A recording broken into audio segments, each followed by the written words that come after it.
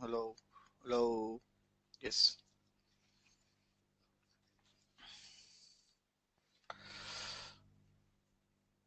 Okay, good evening again and assalamu alaikum to all of you. My name is Ahmad Sarwar and I'm your facilitator for this ACCA Prepare to Pass session of paper P2.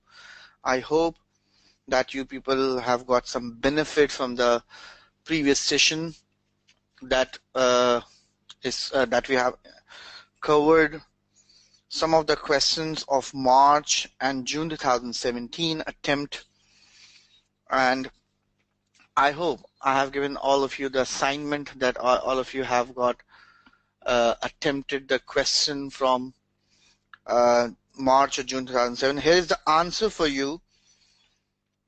You can see the answer here on the screen, and you can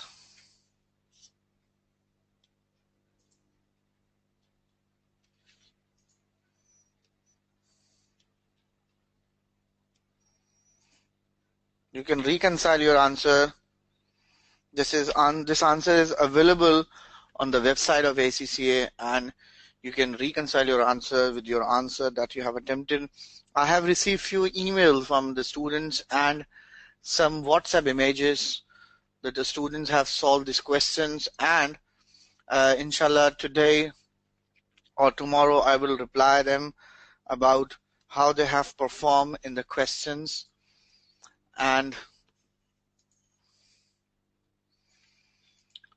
so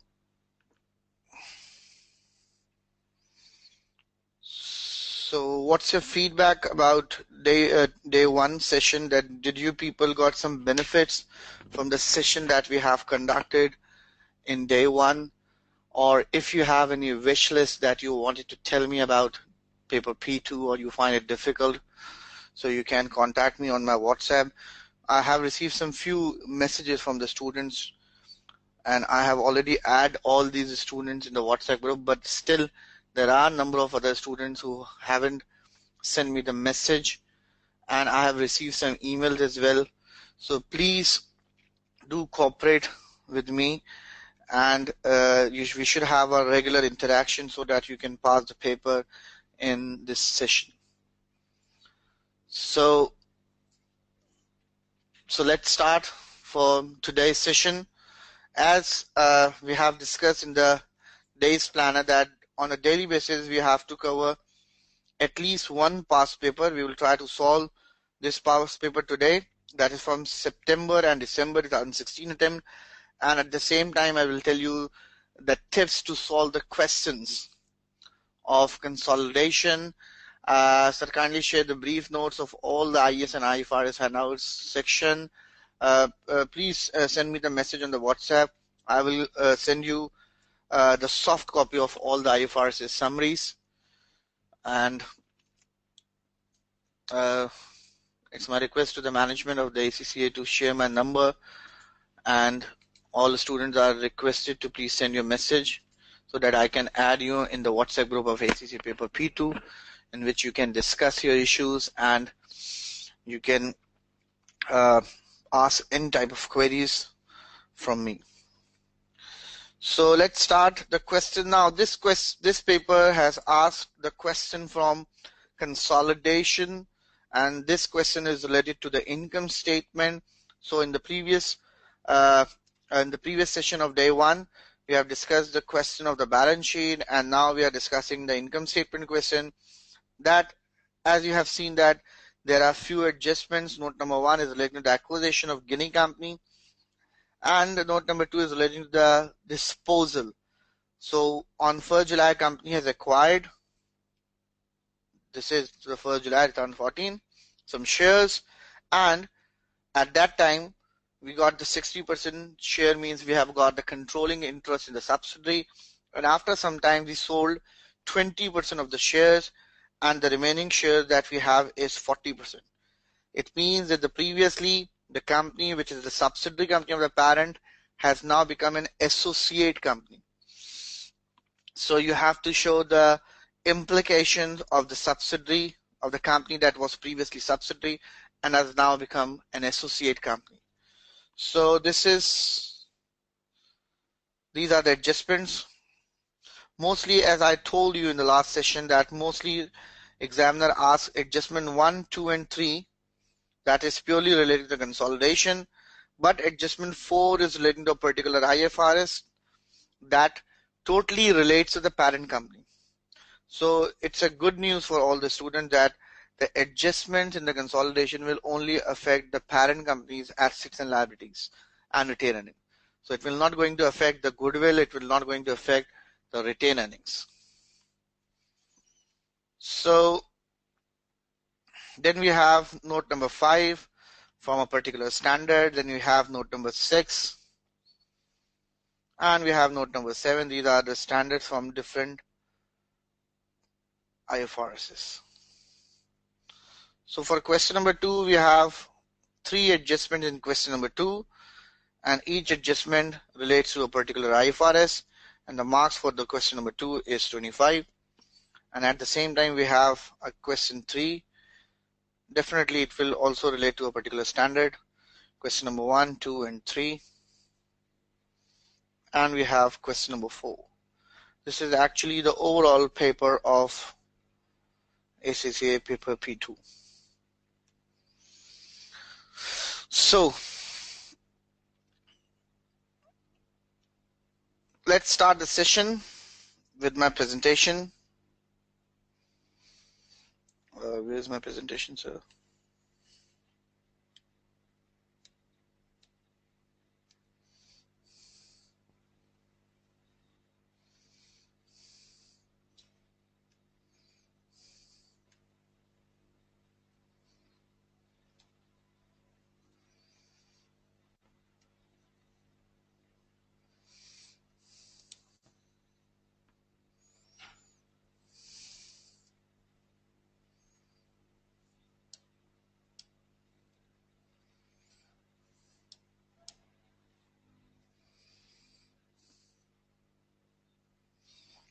Yes.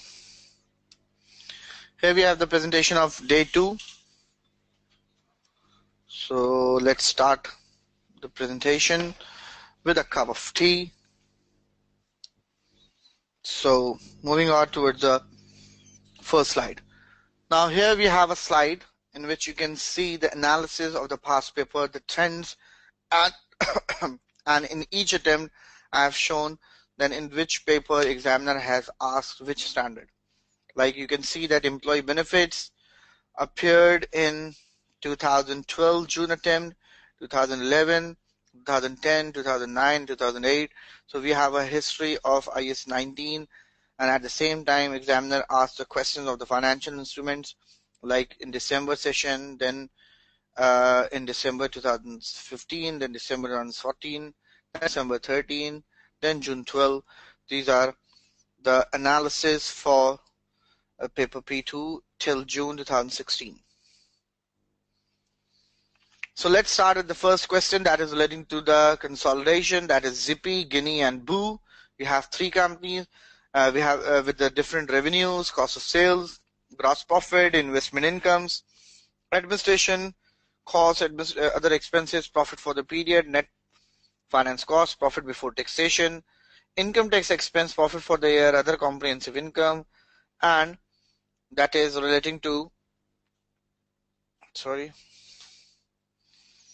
gain or loss on that we have recognized in OCI. So here we have note number 1. On 1st July 2012, for the consolidation of the income statement, it is very important to see the financial year of the company.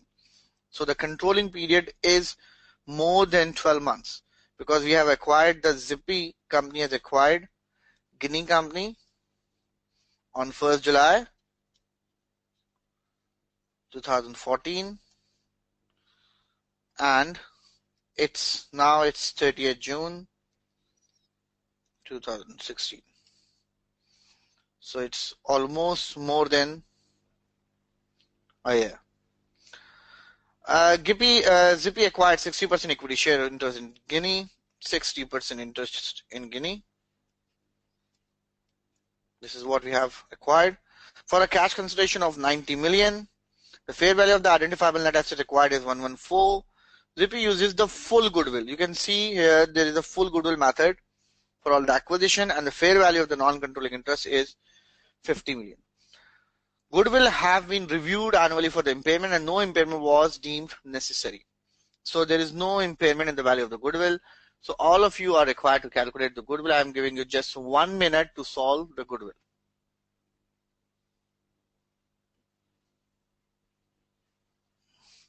There's a question that the IFRS related adjustment and consolidation questions will always relate to the parent company. The answer is yes. When you see note number 5, 6, and 7, you can see that the adjustment will only relate to the parent company. So you can break the question like, I have already picked up note number 1. So it has nothing to do with note number 2, 3, 4, and 5. So for the calculation of goodwill, you will be very much comfortable. Just read the note number 1 and calculate the value of the goodwill. So I'm going to start from the cost of investment. Then we have to add the value of the NCI. And you can see that the examiner mostly gave you almost all the values. You only have to input the data, fair value of net assets. So pick an eraser.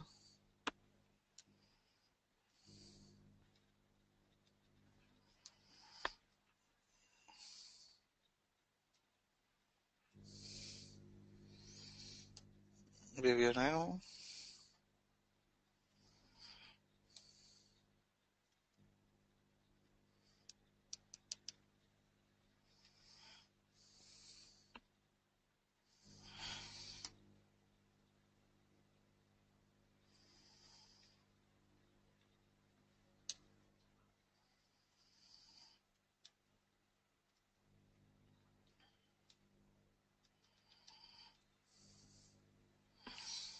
Where are we? Yes, we are here.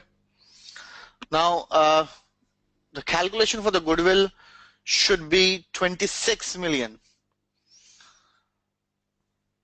Now I'm going to calculate and solve the question that the fair value of the cash consideration that the parent company has paid to the subsidiary. I'm sorry for the change in the slide. No. Okay, is 90 million. Then the fair value of NCI is 50 million. And finally, the fair value of net assets is 114. So by adding 90 plus 50, we got the total value of the investment minus the cost of the investment.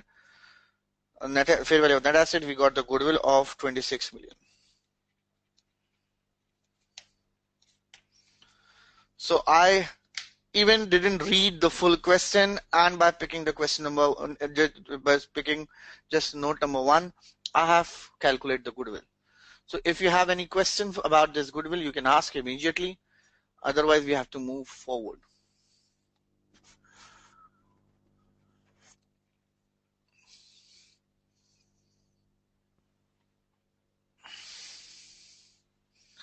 When preparing income statement, it's necessary to work basic for consolidation working. It's necessary to work basic consolidation. How many marks this adjustments carries? Okay, for the calculation of goodwill, examiner will give you the marks of 2 or 3 marks for 3 marks at maximum for the calculation of the goodwill of both the companies. So is it necessary to work basic for the consolidation working? I didn't get the question. Please, can you repeat the question so that I can answer? So let's move on. I kindly ask, how come we are doing the statement of the financial position again? That what about the statement of comprehensive income and P&L? How come we are doing? We are doing right now for the question of the income statement, and tomorrow we'll be doing the question relating to consolidation, consolidated balance sheet, or it might be a question from the cash flow statement. But For as you all know that the cash flow has appeared in September attempt, so it is least important for this session, but we have to work on the cash flow and should have a sound grip on it. Is there any chance for the consolidated statement of cash flow being tested in December session, as it was already asked in September? No, I think there is the least chance that the examiner will ask statement of cash flow. Yes, but it is possible that the examiner can ask the question from acquisition or disposal area. Need to calculate the goodwill or need you to prepare the balance sheet and show it in the statement of financial position? Do we only need to, actually it's a question of the income statement in which you are not required to calculate the balance sheet. You are not required to prepare the balance sheet, but we have calculated the goodwill because it will be used in note number 2. When the consolidation, is it necessary to work basic? It's necessary to work basic. When preparing consolidation, consolidated income statement. What is the meaning of basic? To work basic, you have to follow all the steps of the consolidation. So let's move on towards the next slide. Now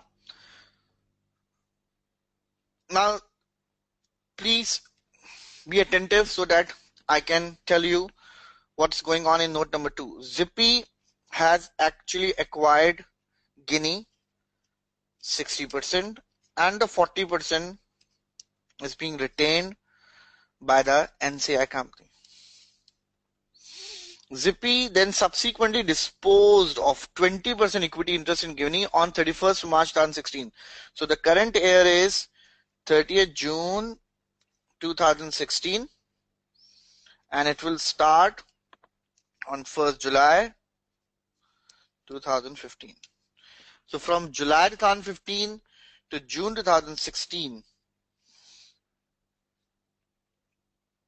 and the company has sold just April, May, June. The company has sold just, sorry, okay, we have to change the pen.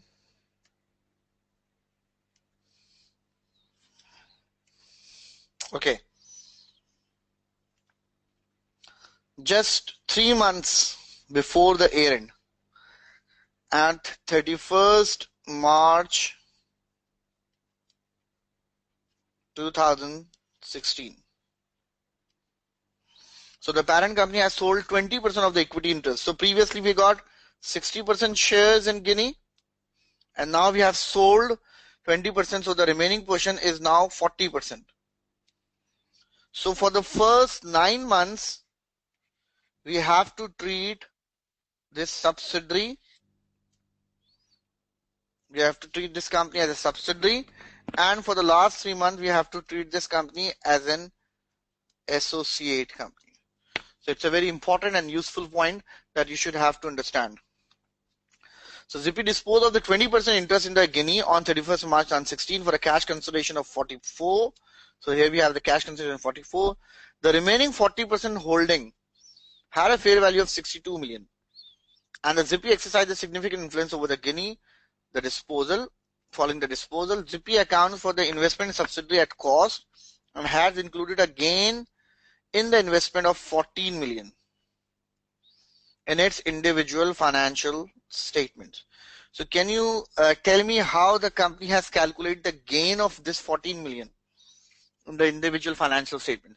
Do you people have any idea that how they have identified the gain? Okay, the question is, are we going to be tested the standards from F7 in depth? Yes, there are some standards of F7 that is equally important in P2 as well, like some of the standards like IS 37 we have, IS 38 we have, and there are a number of other standards like IS 12 which can be examined in more detail. When preparing the consolidated, it's necessary to work the basic adjustments. Okay, gain on revaluation.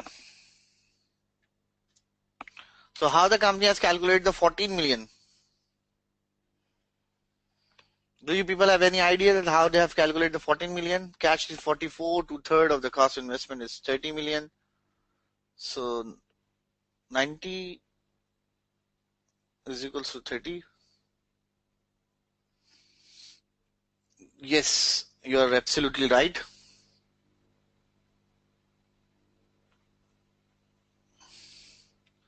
Increase in non-current asset, no. So let's start. Zippy company has acquired 60% shares of Guinea company, and the consideration is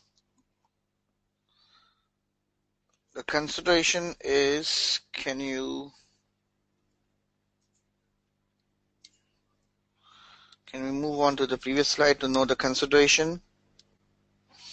Yes, the consideration is 44 million. Okay.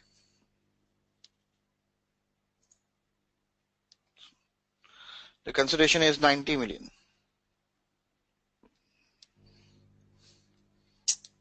So okay. So the Z company has acquired 60% shares for 90 million and sold 20% of this investment. So what is the 20% value of 90 million? So we have to calculate 90 by dividing this value with 60, because for a consideration of 90 we got 60% value, and by multiplying it with 20 we got the final value of 30 million. So we have sold 20% of the 60% value. So the overall value of the 20% share is 30 million. And we have sold it for cash consideration of 44 million less 30 million. So there is a gain in the investment income of 14 million within its individual financial statements to reflect the disposal. Now, do remember this point very carefully, that this type of gain will never be recognized in consolidated balance sheet or income statement, because this is the gain which is being earned by the parent company in its individual financial statements. So for the individual financial statements perspective, we have recognized the gain. That is totally right.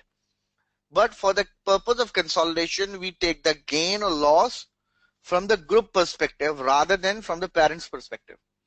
So this gain can only be used for the calculation of deferred tax liability under IAS 12, because the taxation authorities never recognize the consolidated financial statements.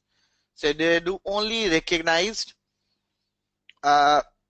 individual financial statements. So this gain is calculated only to calculate the deferred tax liability. So in this question, as you can see that we don't have the tax rate given to us. So it means that there is no implication of deferred tax liability. So all you need to do is to reverse the 14 million from the investment income in the income statement. Then the net assets of the Guinea had a fair value of 118 million on 1st July. Do remember the date is different from the disposal date. So we have been giving a net assets of 118 on 1st July 2015, and we have sold the asset on which date? On 31st March 2016. So you have to adjust your net assets. And all the gains and losses of the Guinea have accrued evenly throughout the year. The disposal is not classified as a separate major line of the business or geographical area of operations. So let's start, and we are going to calculate the gain or loss from the group's perspective in the consolidated financial statement. So the formula should be the fair value of the cash received plus the fair value of the investment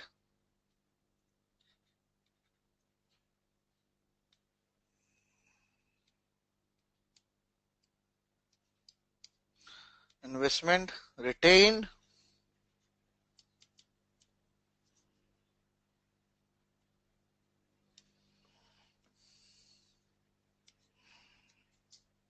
less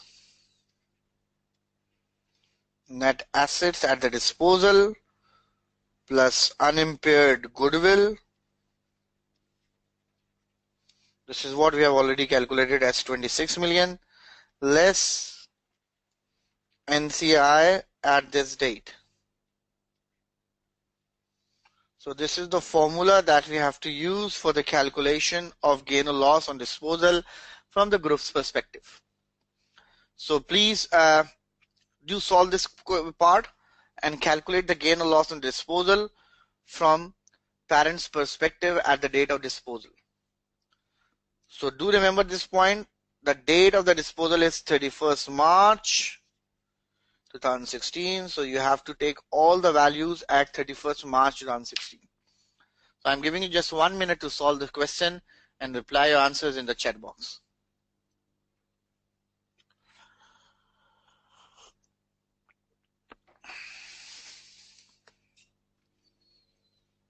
Please solve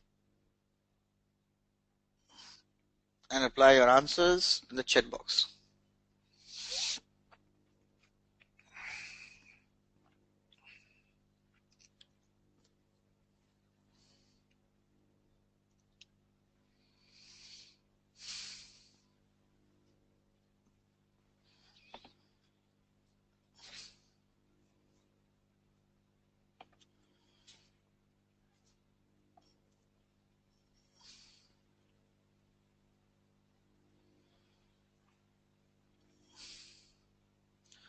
Please reply your answers in the chat box. Please write your answers in the chat box.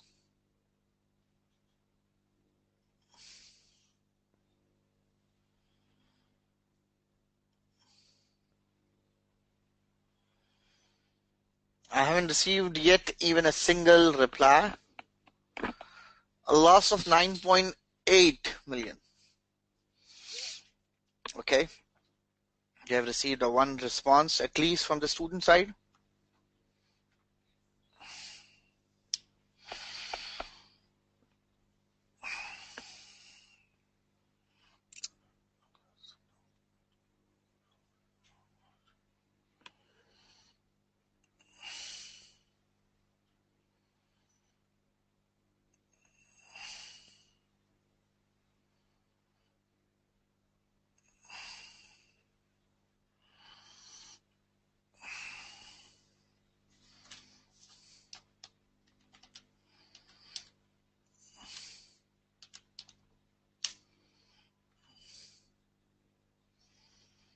Can anyone tell me the answer? A gain of 6.4, 77.2, gain of 1.2, loss of 11.2, minus 8. That's great. That sounds great.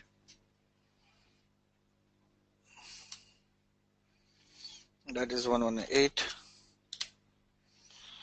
Net asset 4 NCI.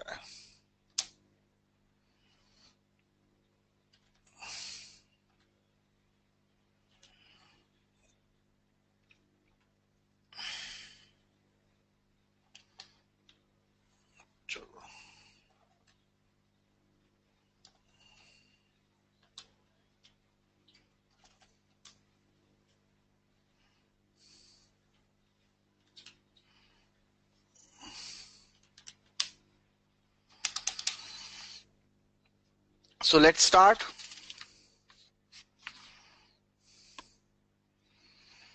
The cash consideration that we have received is 44 million. Then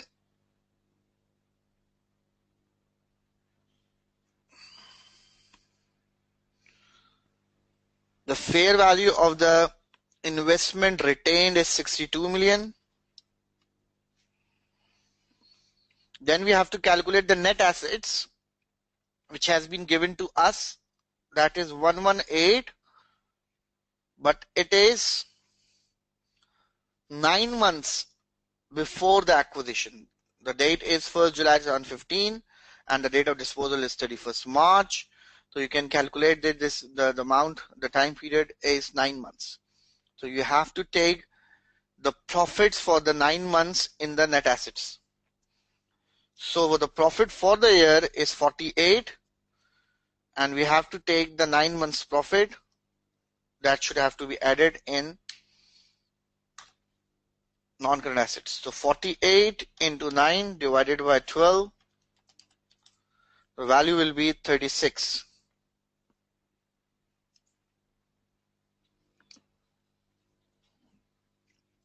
So we have been given the information of the fair value of the cash consideration. Fair value of the investment retained is picked up from here. And then finally, we have to calculate the net assets at the date of the disposal, and we have already calculated the net assets at the date of disposal. Then the goodwill is already calculated in note 1. And finally, you have to deduct the net assets, you have to deduct the NCI at disposal. So now I'm going to calculate the NCI at the date of disposal. You can see the NCI at the acquisition. NCI at the acquisition is actually, what is the value of the NCI at the acquisition? We have to move back towards slide 1. The NCI at the acquisition is 50 million. So the NCI at the acquisition is 50 million.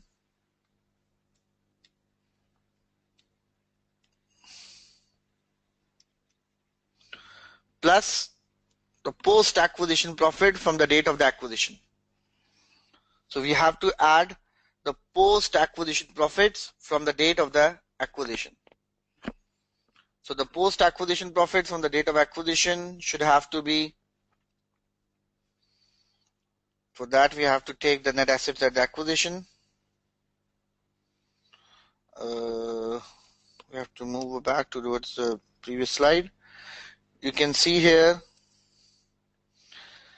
that at the date of acquisition, the net assets had a fair value of 114,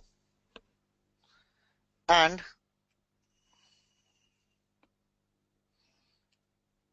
now the net assets has got the value of 118. So 118 minus 114 into 40% NCI share. So the amount will be 118 minus 114 into 40%. So the amount is 2 up till 1st July 2015, and for the last 9 months profit, we have taken the profit of 36 in the post acquisition, and NCI share is 40% of this 36. So 36 into 40%, we got the value of 14. So the final amount of the NCI will be 50 plus 2 plus 14, that will be 66. So when we deduct, we got the final value, and there will be a gain or loss. We can calculate the amount. It's 118 plus 36 plus 26 minus 66. The final amount is 114, and 44 plus 62 minus 114, we got the value of -8. So there is actually a loss on the disposal. So there are some students who have very rightly calculated the loss of 8 million. So if you have any confusions in this 8 million, you can ask it immediately so that we can answer your queries and move on.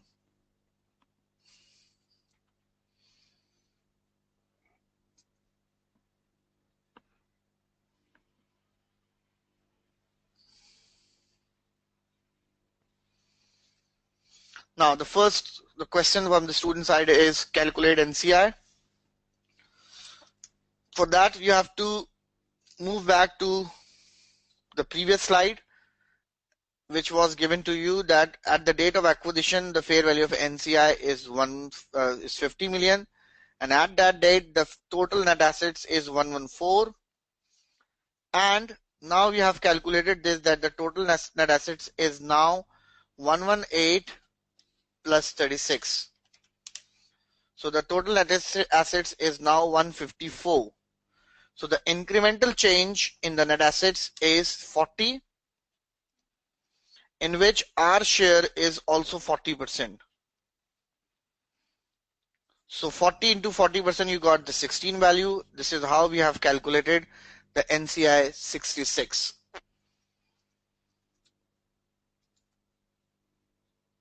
So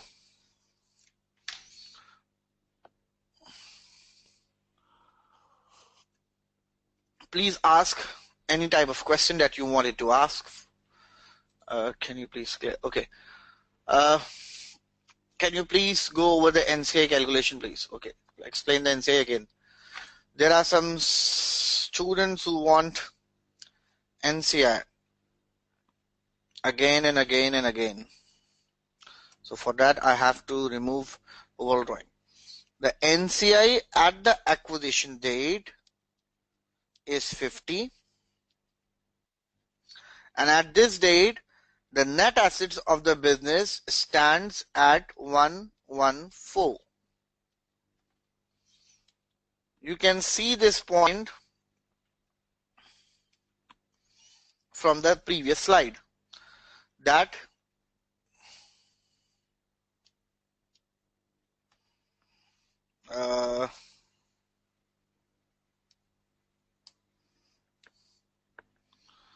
you can see here that the net assets at the date when the parent acquired the control of the subsidiary is 114, and the fair value of NCI is 50. So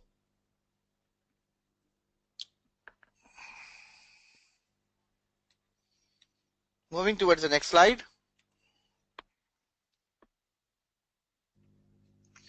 So that at the date of acquisition the fair value of NCI is 50 and the net assets is 114. And now the question tells you that at 1st July the net assets has increased to 118. So the net assets has increased from 114 to 118, and in the post acquisition period before the disposal there is a profit of 48, and we are taking and we are consolidating income statement for the first 9 months, because after that we have sold the subsidiary. So for the 9 months we took the profit, that is 36 for the first 9 months. So by adding these two values we come to know that 118 plus 36, the net asset has grown now to 154. So from 114 the net assets has grown to 154. So there is an additional increase in the net assets, which is called post acquisition profits, and in this profit NCI share is actually 40%. So the incremental change in the value of NCI is now 16. So previously we have got the NCI with 50, and by adding 16 in it, at the date of disposal the total value of NCI is now 66. So I hope I have cleared the option. 114 is given in the previous slide. So if you have any further question about this gain, you can ask it immediately. If you have any other question, I hope I have cleared the points. Okay.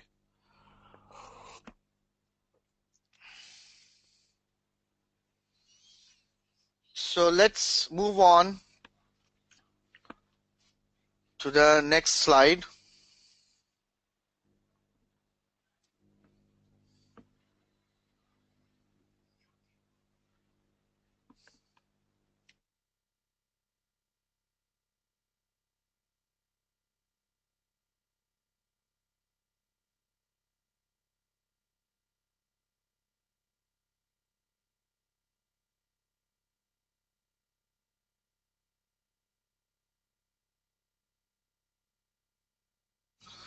Okay, now we have note number 3 with you.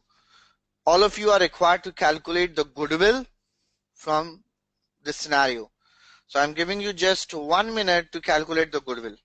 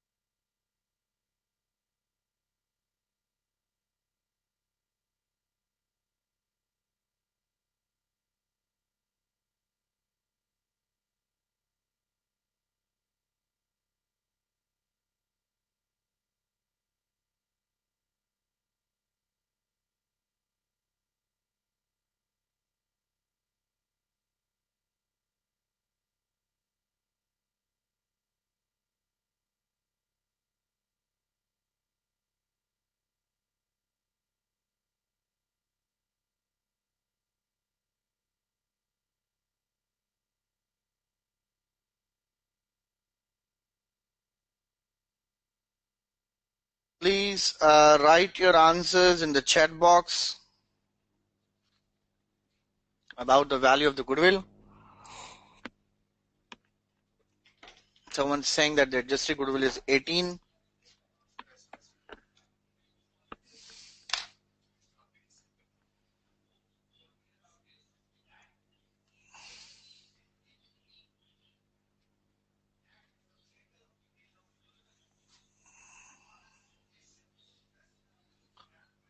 It's 244, 255.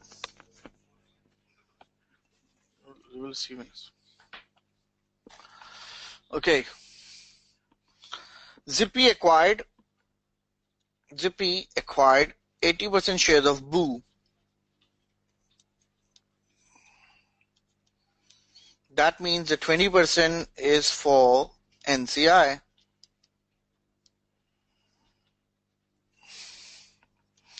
The purchase consideration was 60 million. So the cost of the investment is 60 million. And the fair value of NCI given to you is 12 million. So the total investment in the subsidiary is 72 million. Due to the tight reporting deadline, the fair value of the identifiable net asset at the acquisition had not been finalized. So it's a very important point because IFRS 3 says you have to calculate the goodwill by deducting the fair value of the net assets. So always you have to take the fair value of net assets. So the goodwill has already been calculated of 28 million using the carrying amount of the net asset of the BOO. So the goodwill has been calculated using the carrying amount of the BOO. So the goodwill value is, rough calculation of the goodwill is 28 by using the carrying amount. And according to IFRS 3, we should have to take the fair value of the net assets rather than the carrying amount. So the carrying amount will be the differential amount minus 28. We got the value of 44. So 44 is actually the carrying amount of the net assets. Then the fair value of the identifiable asset for the BOO was finalized at 31 and was 54 million.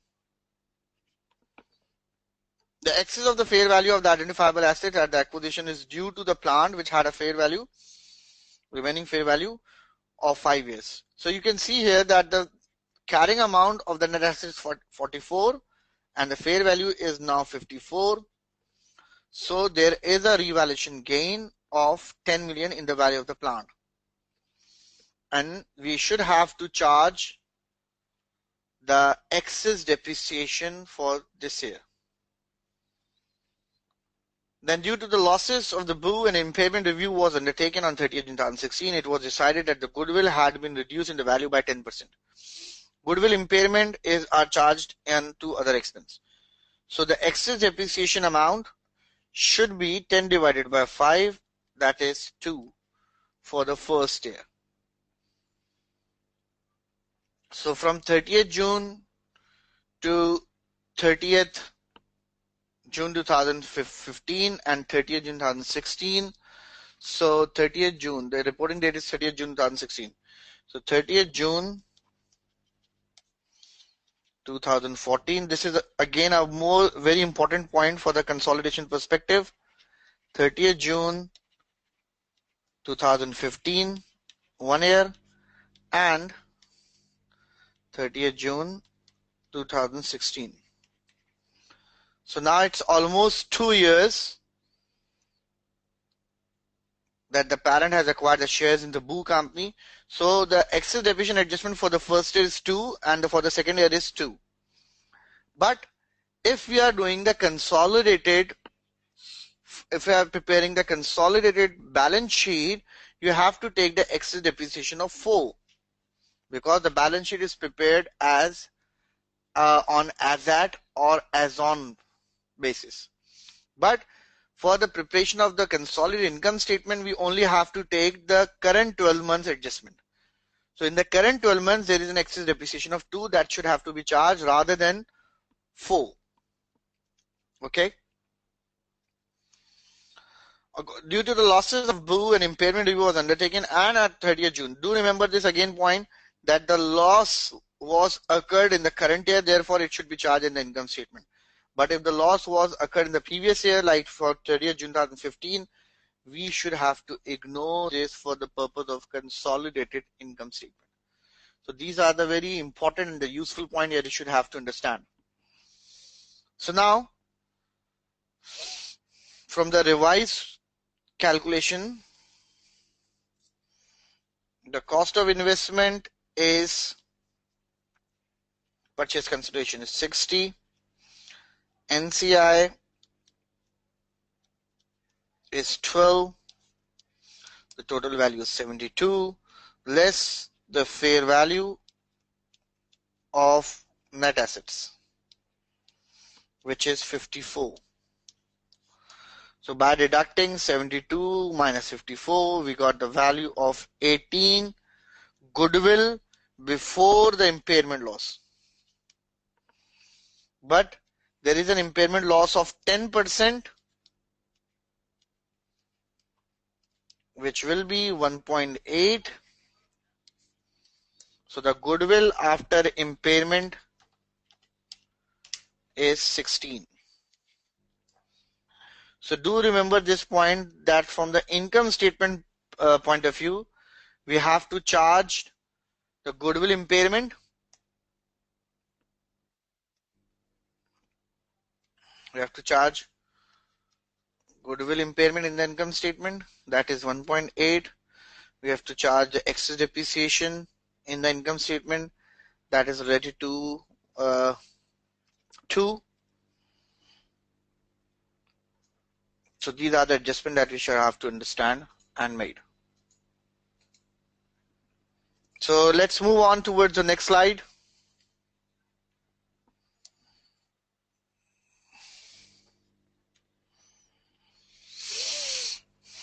Now, so successfully we have covered all the 3 adjustments that is relating to consolidation, and we have understand that what will be the impact of these individual adjustments of note 1, 2, and 3 in the consolidated income statement. Now finally we are going to start the adjustment that is related to the particular IFRS. So all of you are required to read this scenario and try to attempt it by yourself. I'm giving you just 1 minute to please attempt this question so that we can start.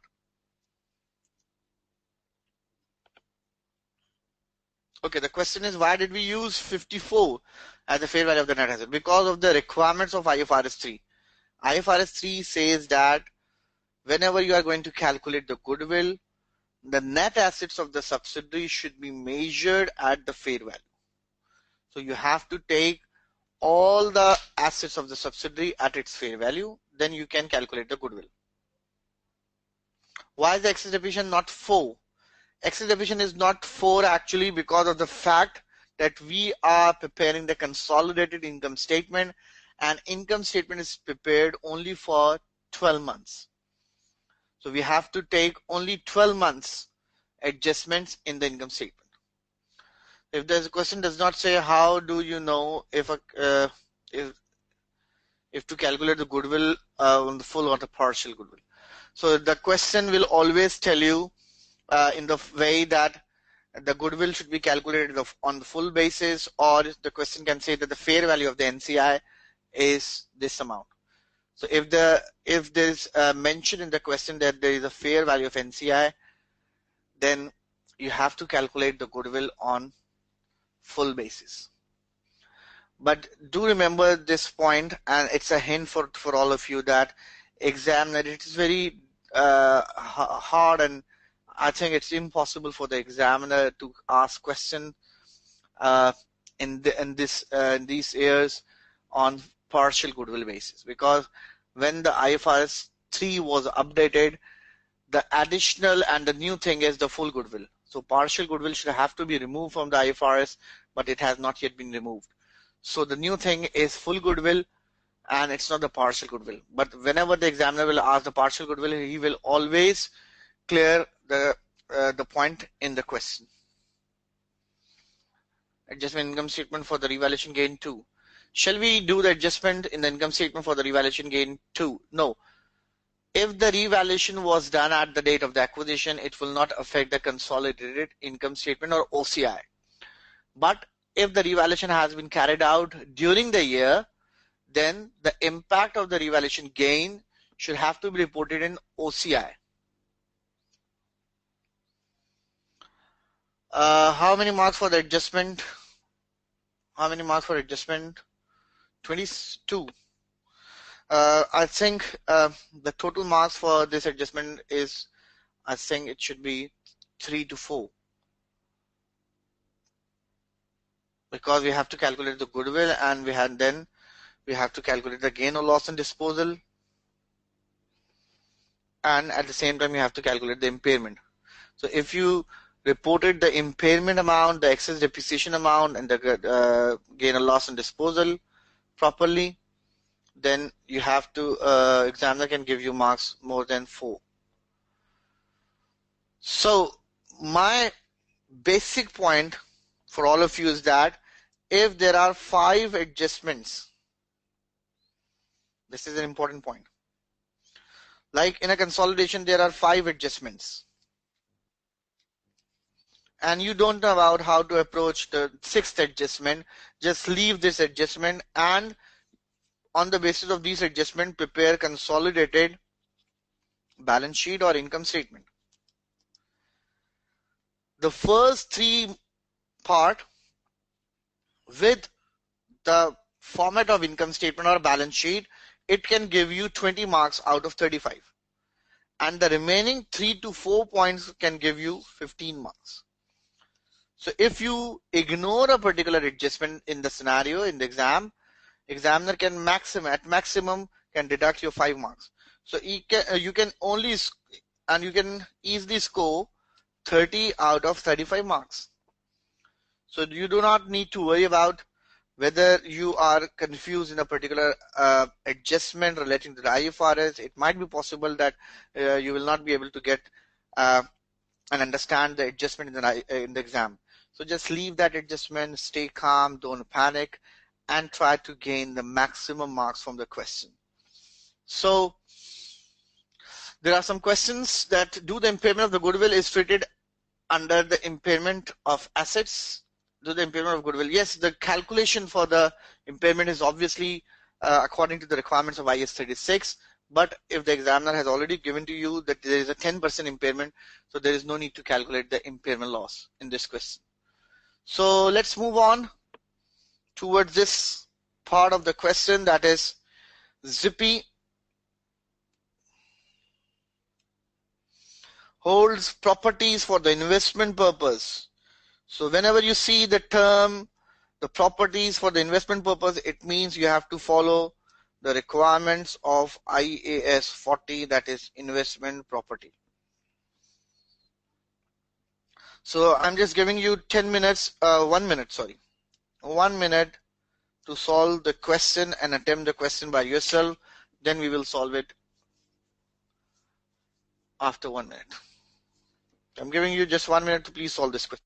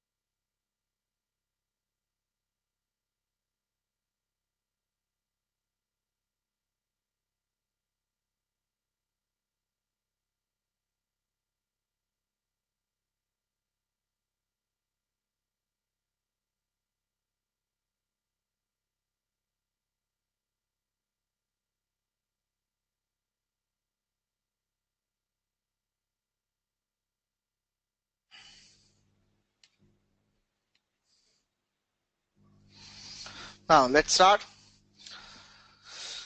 According to the provisions of IS 40, the investment property is the property which is held for capital appreciation,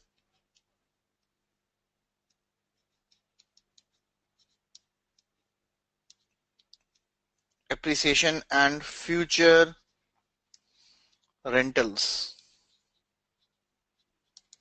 So if you have some property which is held for the capital appreciation, means the increase in the prices, means you have the property for investment purpose, or it is for the future rentals, then we have to follow the requirements of IS 40. So at 1st July 2015, Zippy held a 10-floor office block. This has got 10 floors at a fair value of 90 million. So the fair value of this 10 floor is 90 million, with the remaining.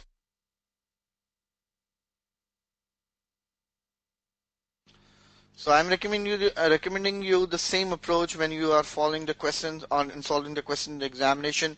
Do try to write something so that you can easily understand the requirements of the question. The first floor was occupied by the Zippy staff. Zippy staff, and the second floor is to be the brew, is to let to the brew for the free of the charge. Then it means the first two floors are owners occupied property. So if it is owners occupied property, then it should have to be considered under IAS 16. The 8th floor were all let to unconnected third parties at a normal commercial rent, and the remaining 8 floors from here to here is for rental purpose, means you have to follow the requirements of IAS 40 on this part. It was estimated the fair value of the building block was 96 million. So as you know that IFRS IAS 40 says that the investment property, if it is measured on the fair value, it should have to be measured on the fair value on annual basis, and the gains or the losses will be charged in the income statement. So the value of the property has increased from 90 to 96 million. So we have to calculate the value, fair value of the first 8 floors, because we have to follow the requirements of IAS 40 for the first 8 floors. So we have to do the fair valuation exercise for this. Zippy has a policy of restating all the land and building to fair value at each reporting date. The only accounting entry for the year ended 30th June 2016 in the relation to the office block have been correctly included in the rental income in the profit and loss. It can be assumed that each floor is of equal size and value. The depreciation is charged to the cost of sales. So what we are required and what we have to follow. So first of all, we have to calculate the depreciation for the first part. So the depreciation. So what is the weightage of the owner's occupied property in this overall building? So out of 10 floors, 2 floors are owners occupied. So 2 by 10 means 20% of the floors are owners occupied. So we have to calculate the depreciation by taking the 20% value of 0.9 divided by 15. So we got the depreciation of this 90% portion. 90 into 0.2 divided by 15. So there will be a depreciation 90 into 0.2 divided by 15. We got the value of 1.5 approximately.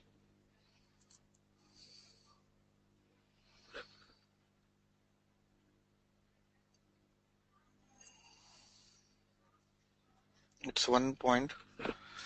I think the calculator I have to use is 18 divided by 15.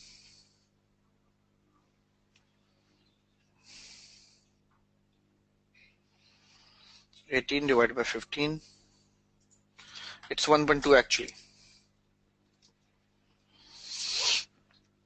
Okay, Zippy has the policy of restating all the land and building to the fair value at each reporting date. The only accounting entry for the in relation to this office block have been correctly valued, included in the rental income in the profit and loss. It can be assumed that each floor is equal size and value. Depreciation is charged to the cost of sales. So for the first 6 months, the depreciation of the first two floor will be 18 minus 1.2,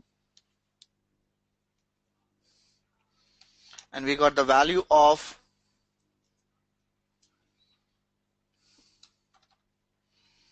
18 minus 1.2. The net book value will be 16.8, and the remaining part, that is 80% of this 90 million, should have to be measured at the fair value at according to IAS 40, which should not be depreciated. That is 72. So the value of the 72 has rised from 90 to 96 million into 0.8. So it's actually 77.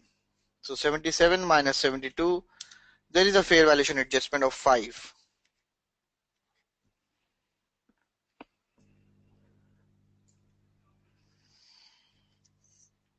in the income statement. Talking about the second part has been revalued from 16.8 to now 96 into 0.2, that is 19.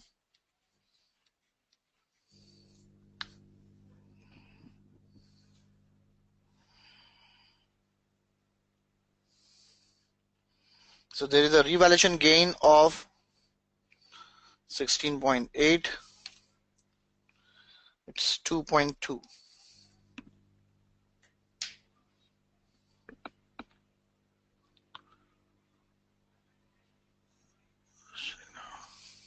So now if you have any confusions, please do ask it immediately. So that we can discuss your queries. If you have any questions about this.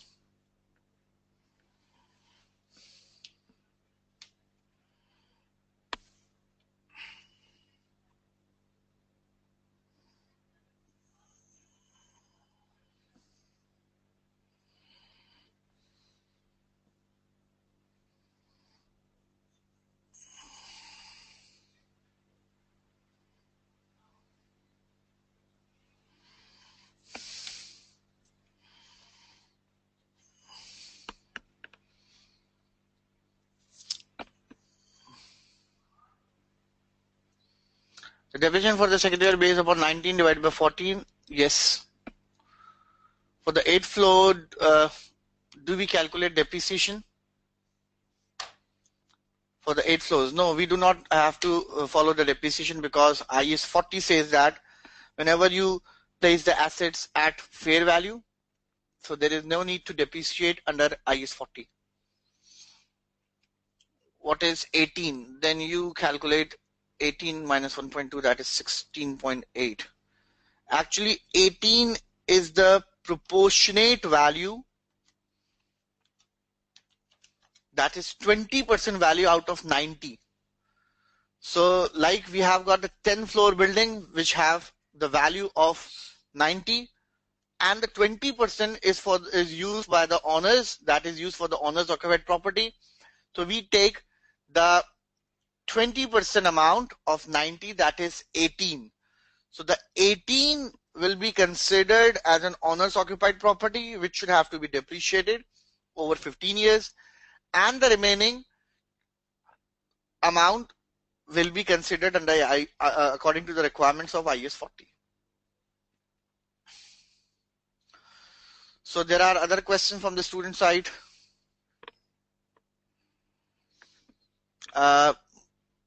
You do not charge revaluation gain for the property, plant and equipment. We are charging the revaluation gain for the property, plant and equipment. This is actually the gain. The 16.8% investment has increased to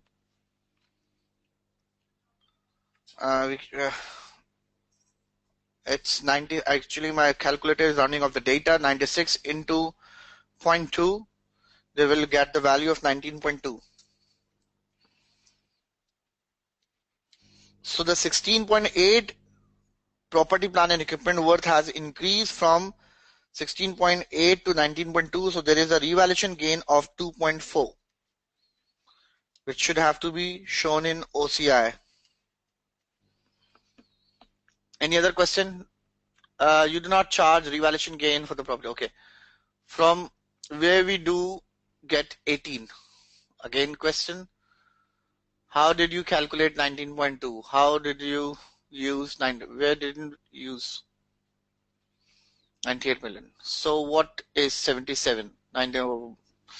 Okay, there are so much confusions about this portion. So I'm repeating the question again.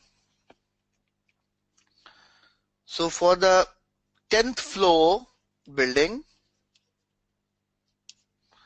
the first 8 floors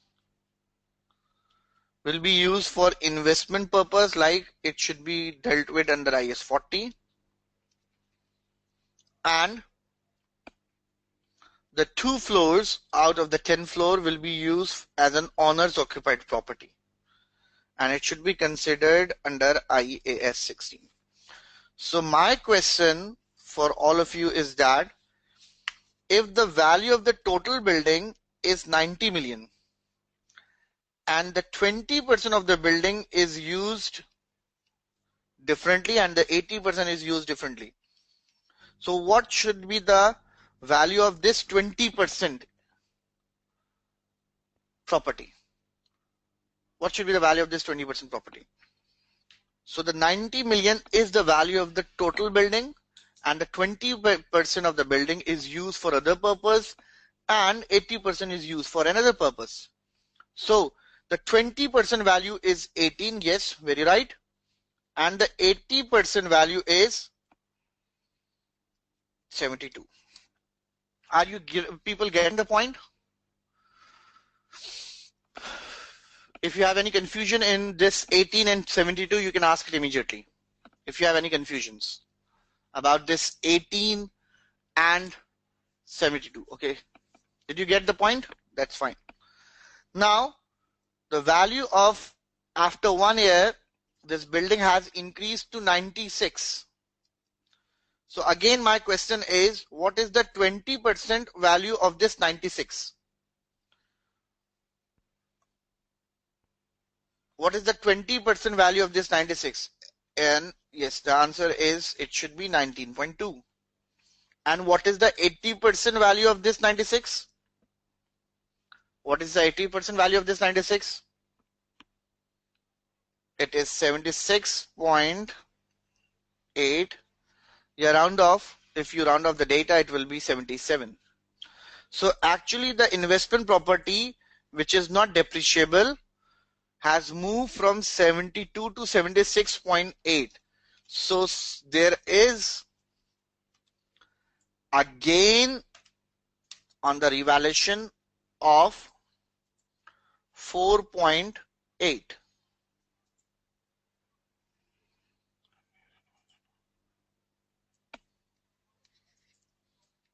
This gain of the investment property should be reported in the income statement.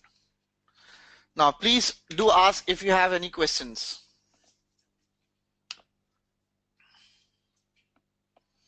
Please ask if you have any question in this part. You can ask it immediately so that we can understand.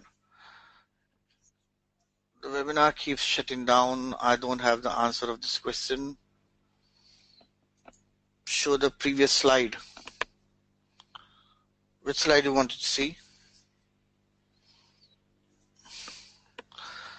Okay, now the 18% investment is first depreciated, and by dividing this with the 15, we got the depreciation of 1.2, and after 1 year we got the net book value of 16.8. Sorry, 16.8.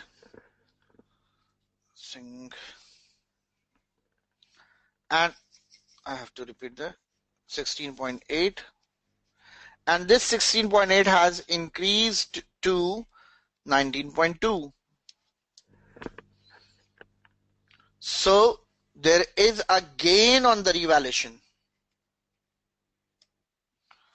which is equivalent to 2.4, which should be shown in OCI. So the 4.8 should be reported in the income statement and 2.4 should be shown in OCI. Now, if you have any question, please do ask immediately. The gain of 4.8, which is the gain on the investment property, actually, the gain or losses on the investment property should always be reported in the income statement. It will never appear in OCI.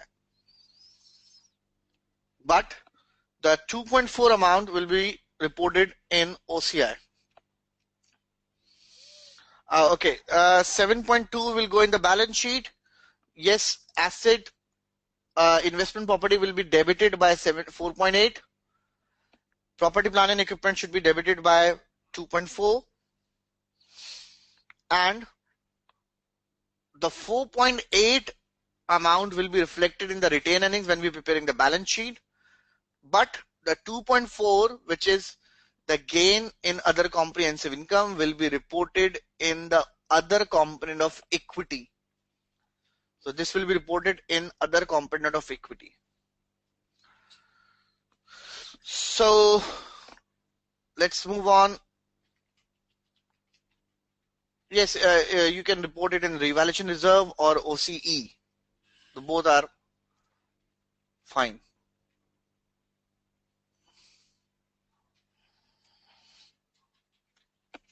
So I'm moving towards the next slide. That is, I'm telling you that the impact of the balance sheet, the accounting entry will be investment property debit by 4.8, retained earnings credit by 4.8. This is the impact on the balance sheet of our income statement. It should be income statement.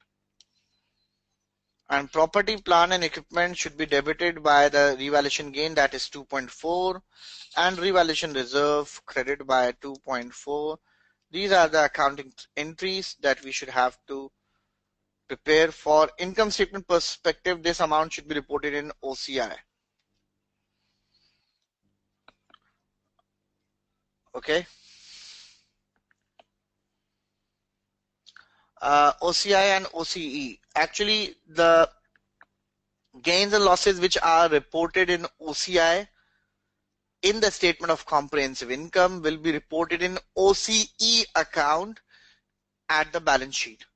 So OCE is actually other component of equity account. This is an account of balance sheet, and OCI is actually the component of other comprehensive income. So now we are moving towards the next slide. Here is another question for you that is relating to the pension. So I think it's a very simple part. So all of you are required to solve it. The most important question for this part is whether we should have to use the 10% rate or 15% rate, 12%. Which rate we should have to use? Either it should be 10% or 15 to 12%. 10 or 12, 10 or 12.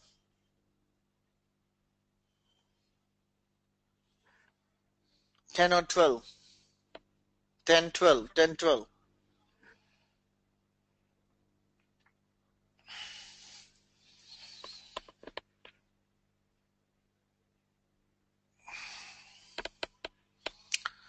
So the hint for you is that, the hint for all of you is that the financial year of the company starts on 1st July 2015 and it ends on 30th June 2016. So the 10% rate will be applied for this year because it is a rate which is applicable from 1st July. So from 1st July to 30th June 2016, we have to use 10%, and the 12% rate is applicable after 30th June. So for the next year working, we can use 12%, but for this year, you have to use 10%. So it is actually the logic of, we skip note 5. Okay, no issue, we'll go back and solve the. Right now I'm giving you just 1 minute to solve this part of the question and write your answer, that what amount should be reported in income statement and OCI. What amount should be reported in the income statement and OCI? I'm giving you just 1 minute to please solve it.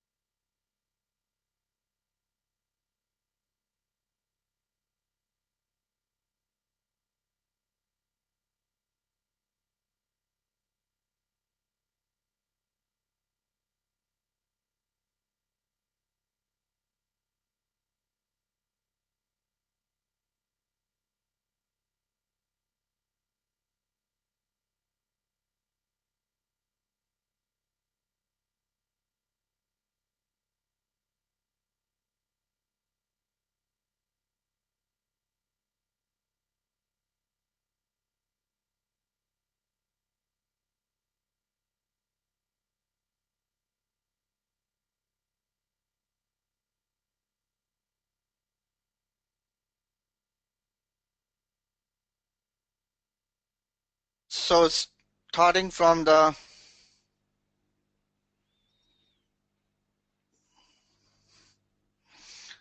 net pension deficit is 14 million. Then we charge the finance cost, that is net interest cost, which is 10%, and the final amount will be 1.4. For this, the contribution paid into the scheme, service cost,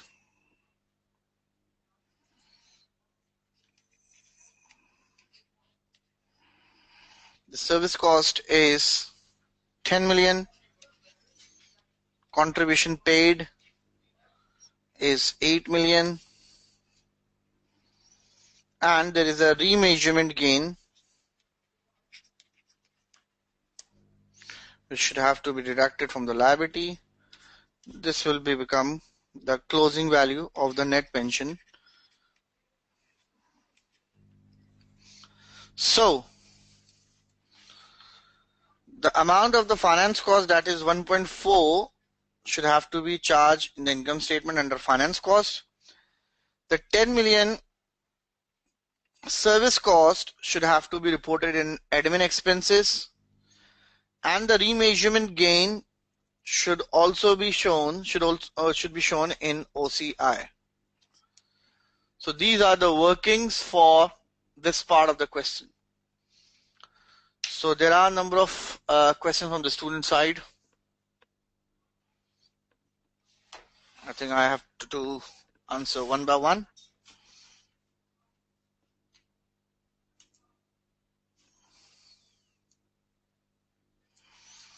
Okay.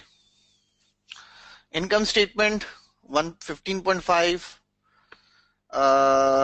It's not 15.5, it's 11.4 for the income statement, and OCI gain 4 million, right? Remeasurement gain should be charged into the OCI, service cost and the net interest should be charged in the income statement. But do remember this point, that the service cost should be reported in administration expense and the interest should be shown in the finance cost. 1.4 in the income statement finance cost. Is the closing is 29? I don't know, you can calculate the amount from this scenario. 1.4 should be reported in the income statement and 4 million remeasurement gain should be included in OCI. Yes, you're very right, but you have missed the past service cost. That should have to be 10 million. 11.4 in the income statement, 4 in the OCI, that's very right. 10 million service cost and 1.4 in the income statement. Okay, that's very right. Under OCI, okay, that's very right. Current service cost of 10 million and in the income statement remeasurement of 4 million under OCI. It's wrong, but because you have to charge the current interest cost into the income statement as well. So kindly repeat why we are using 10% instead of 12%. Basically 10% is the rate which will be applicable in the current year from start to the end, and 12% is applicable after 30th June 2016. So this rate will be applied in the next year. Therefore we have used 10% instead of 12%. Okay, 1.4 under finance cost, is it? Yes. Remeasurement 4 million in OCI, then 21 million will be in non-current liability, 21.4. What is the value of the closing liability? It's 14 plus 1.4 plus 10, then 8 minus 4, it will be 13 actually. So effectively it's 12.6. That should have to be reported. 13.4. 13.4. That should have to be reported in the liability section. So now the service cost needs to be the expense in income statement and credit. That's very good. There are most of the students, I do appreciate their efforts that they are participating in the answers, and I request to all of you to please do participate in the question answer sessions. Credited to the pension scheme, asset of 10 million, the remeasurement gain, it's not gain, it's gain actually, debited to the pension asset. What happened with the discount rate?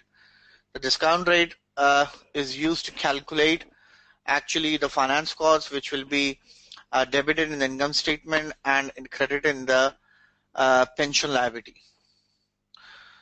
Uh, 4 million gain is also shown in OCE. Am I right? Yes, when you were preparing the balance sheet, it should be shown in OCE. Why I need to take into account for the contribution paid? Actually, when we prepare the format on net basis, this is actually the format for on net basis. So I'm telling you and just showing you the next slide. Yes, here we have the format. When we calculate the defined benefit obligation, plan assets, and when we work on actually net liability.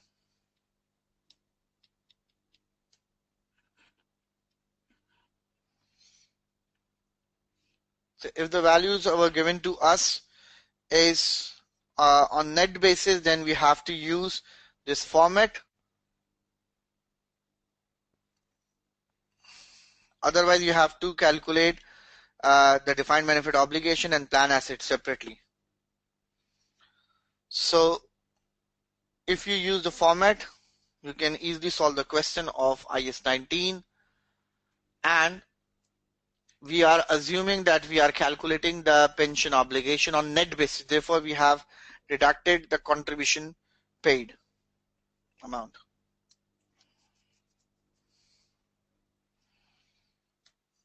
So moving towards the next slide, here is another question for you. I'm giving you just 1 minute to please do solve this question and reply your answers in the chat box. You have to build a skill to identify that from which part of the syllabus the examiner has asked this question.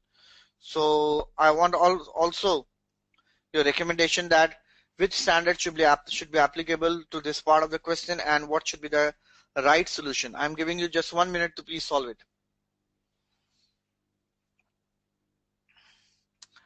You're very right. Some of the students are saying that IFRS 15 will be applicable on this part of the question. So please try to solve it and recommend your solution so that we can discuss. Don't think like this that you don't know how to solve the question. Just try to attempt with your just common sense that you have and the previous knowledge that you have, to try to attempt the question. Don't got confused that you don't know the answer and you don't know the standard. Most of the questions you can solve it through the common sense only.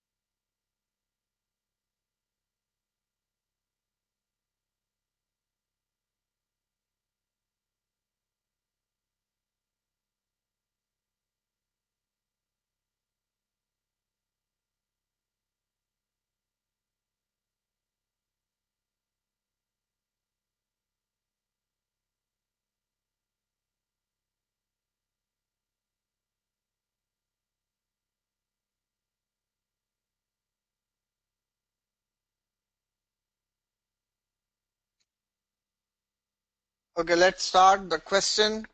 On 1st January 2016,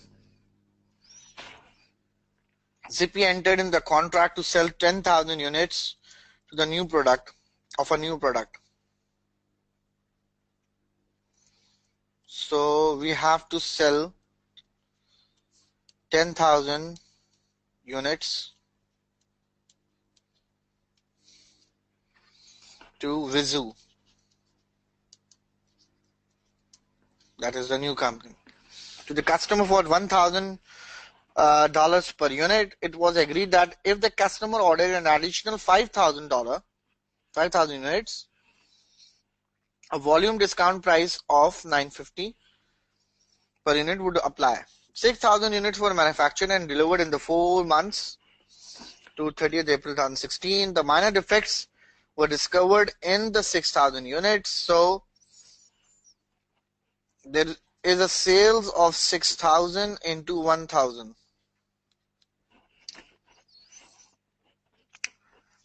And it was agreed that the credit note of 40 per unit would be issued as a compensation. So there is a sales return, or the provision for the minor defects is 6,000 units into 40. It will be 2.4 million. Zippy and the customer agreed to net this amount off against the subsequent payment for the future orders.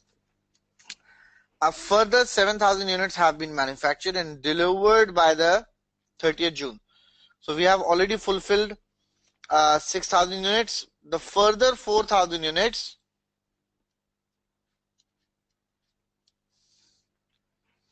should be sold at a value of 1,000. An additional portion that should be 3,000.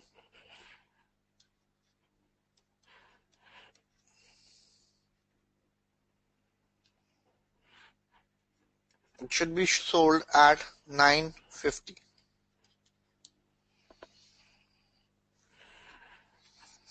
Seven thousand units have been manufactured and delivered by 30th June 2016 without any defects. Zippy has included 6 million revenue for the first 6,000 but has not recorded any additional revenue as the director ensured to the correct accounting treatments. So 6,000 revenue was already been recorded in the books. All you need to do is to make the provision of this 2.4 million in the revenue and then record the subsequent,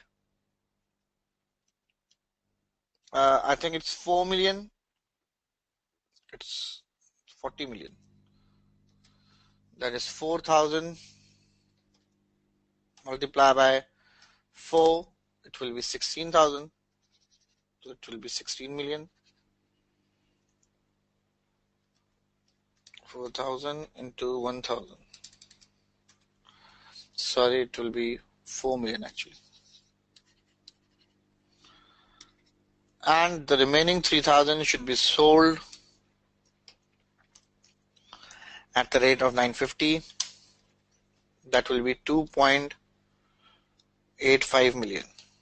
So effectively the amount that should have to be further recognized in the income statement should be 2.85, or you can take the weighted average of these two prices. So you can take the weighted average of these two prices and you got the final value. So now if where the 2.4 million is coming from, 2.4 million is actually the provision for the 40 units that it was agreed that the company should have to compensate to the customers, because we have charged 1,000 rupees, $1,000 for each unit, but you have to compensate the customers because there are some minor defects in your product, so you have to pay $40 per unit. So 6,000 to 40 will be 2.4 million. So 6,000 into 40.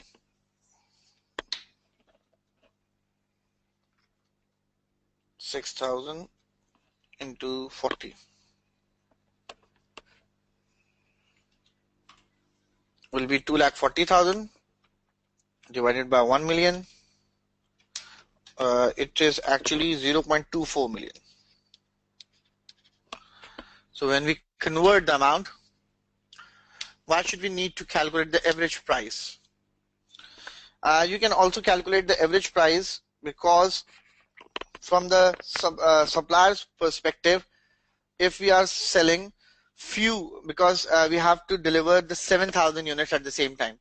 So for the first part, the price is 1,000, and for the second part, it will be 950. So the average price will be approximately between 950 to 1,000. Why we use 950? Because of the fact that after 10,000, when you place an order, the customer will charge a price, or the supplier will charge a price of 950. So the 7,000 order is incremental to 10,000. Because we have already sold 6,000 units previously, then there is an order of 7,000 further. The total amount will be 13,000. So the 13,000 is in excess of 10,000 units. So there will be a incremental, for the incremental units, we have to charge the reduced price.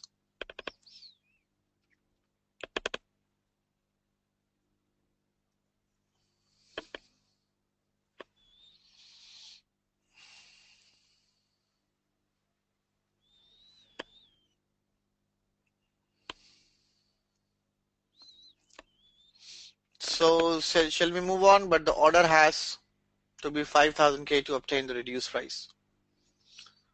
Say it for and add 5,000 price.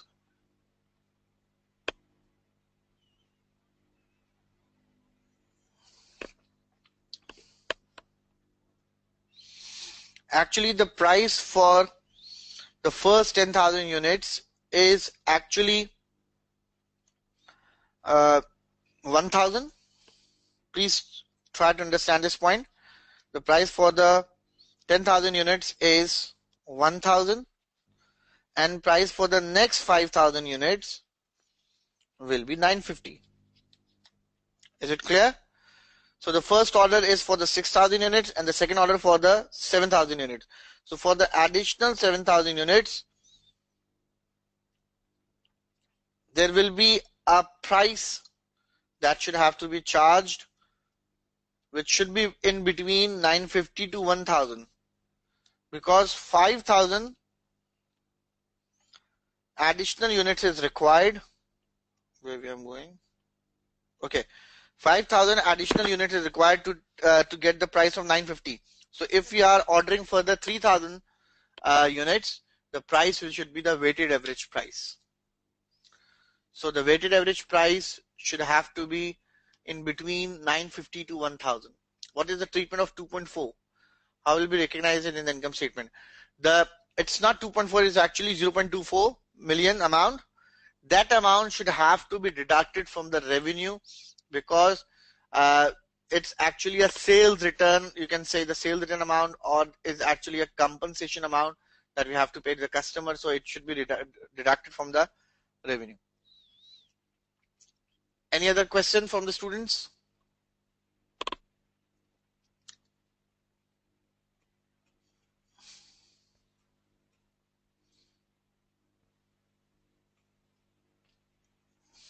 Can we take the individual amount of 7,000 order instead of the aggregate value,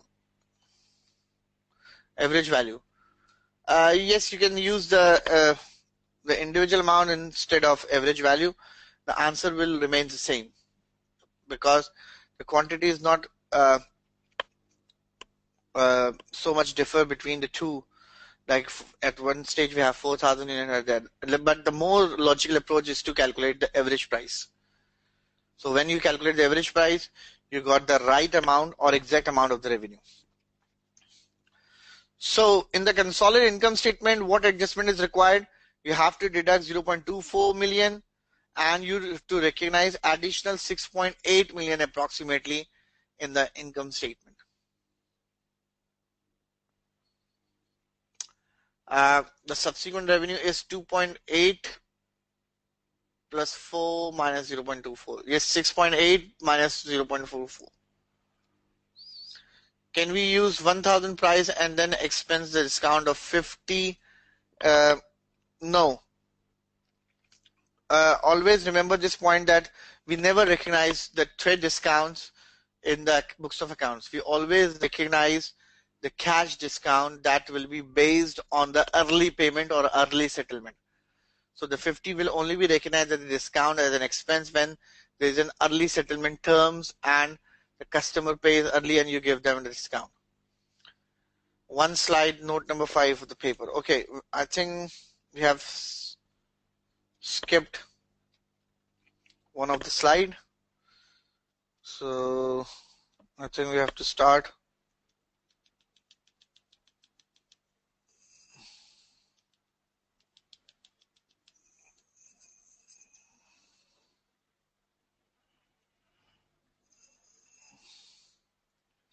This one is the first slide. I hope we have covered the slide with the amount of the goodwill that we have calculated is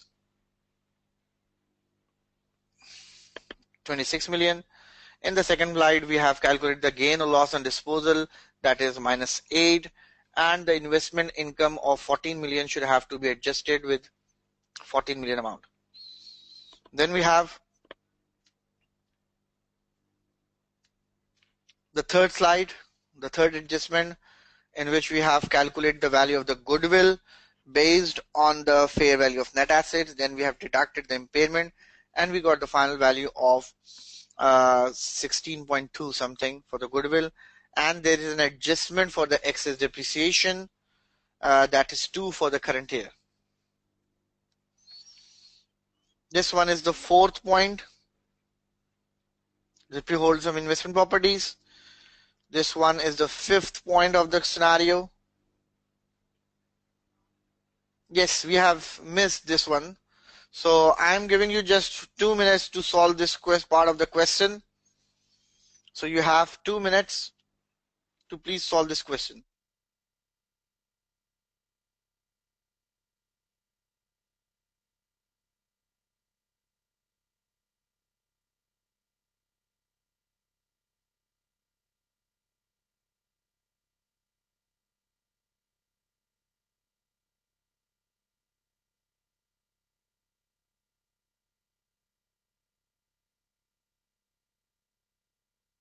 There's a question from the student side that the customers do not order the additional 5,000, only 3,000 additional units. I do not get why should we decrease the selling price. Customer actually orders additional 3,000 units, not the 5,000. You're very right. But for the additional units, we have to charge the average price because we have not met the criteria of 5,000 units. Therefore, for the additional 3,000 units, there must be an average price for this order. Therefore, we have calculated the average price based on these calculations.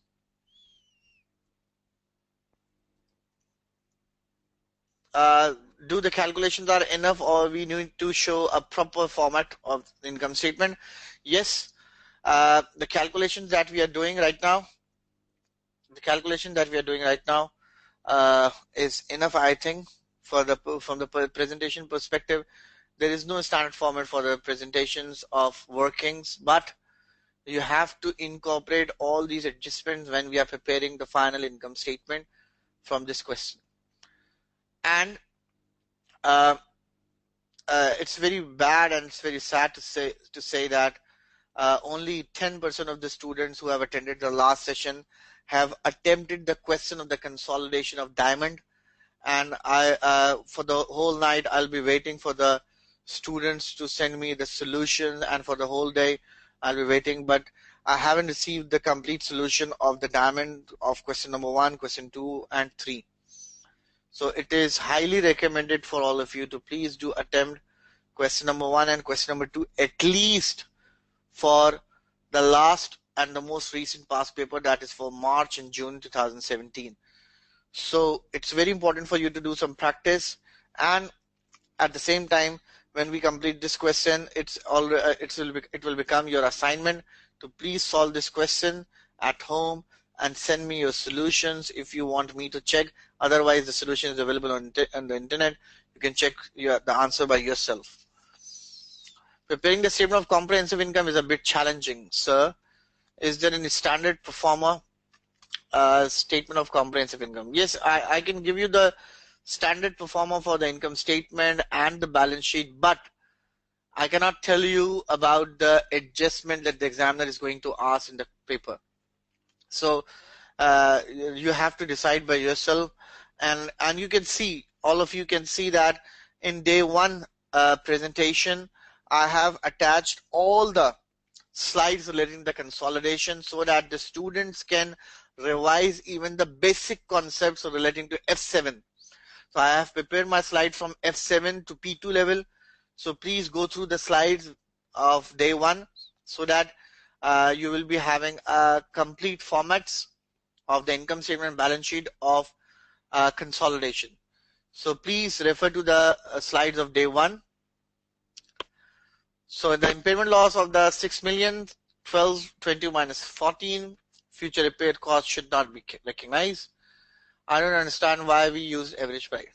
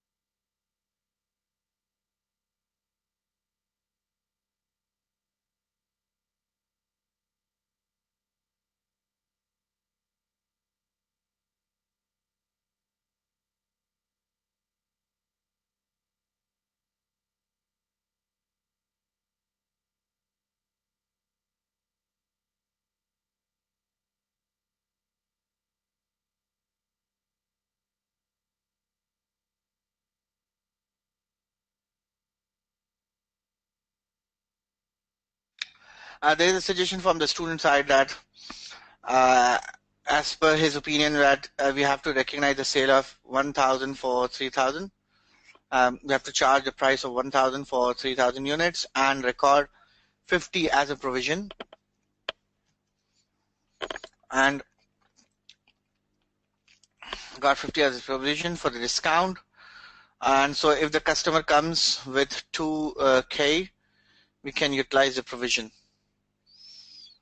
So no, it should not be like this, because we cannot book the provision for the discounts according to the requirements of the standards. And the invoice to the customers correctly. Can you please? I think the requirement is not up to the requirements of the IFRS. So can I listen to the recorded session tomorrow? Urgent issue need to be go out now. Yes, ACCA staff will send you the recorded version of day one and day two, so you don't have to worry about the video lectures recorded. And all of you are requested to please join the WhatsApp group. The data and the link is provided to you. Just click on the link and you will be added in the group, and you can ask anything you wanted to ask. So for this part of the question, during April 2016, an explosion at the different office block caused substantial damage, and it was estimated the fair value fell from 20 million to 40 million at 30th June 2016. Zippy has estimated that the cost of the 3 million would be required to repair the block, but is unsure whether to carry out the repair or whether to sell the block for a reduced price. The property has been left in the financial statements at a value of 20 million, and the provision of 3 million for the repair cost was charged. So the provision for repairs is not allowed according to the requirements of IS 37. So the provision of the repair are not allowed according to the requirements of IS 37. So we cannot recognize the provision of 3 million. So you are required to reverse the provision. That is, the provision should be debited by 3 and the income statement should be credited by 3. So the whole amount of the provision should be reversed, and there is an indicator of the impairment that the 20 million of the property has go down to 14 million. So 20 has come to 14 million. So there is an impairment loss of 6 million. That should have to be charged in the income statement.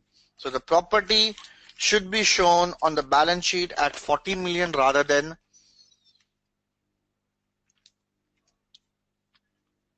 Yes, most of the students are very right about the treatment of this part of the question. So we have successfully completed all the adjustments of this question. So now this becomes your assignment. So please, it's my request to solve this question as well as the diamond one from the balance sheet. And these two questions are available on the ACCA resource material. These are the past papers of the last two sessions. So you are required to attempt question number 1 of these two sessions. So let's take a break of 5 minutes and then we will start the session for question 2 and 3. So I'm taking a break of just 5 minutes. So thank you very much. 5 minutes break.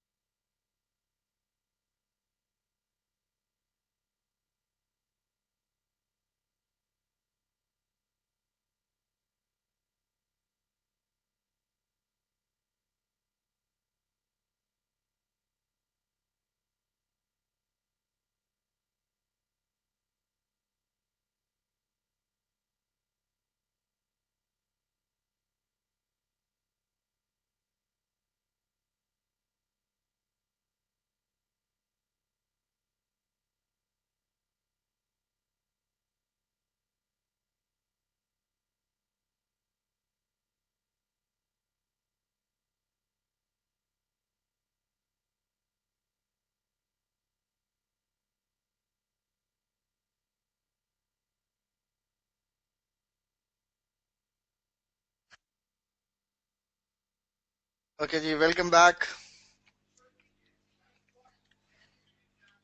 to all of you. So let's moving towards the next slide. So for tomorrow, I'll be waiting for the two questions that all of you should are required to solve it by yourself and send it to me. The first one is for March-June attempt, and the second one is for September-December attempt 2016. So moving towards the next slide.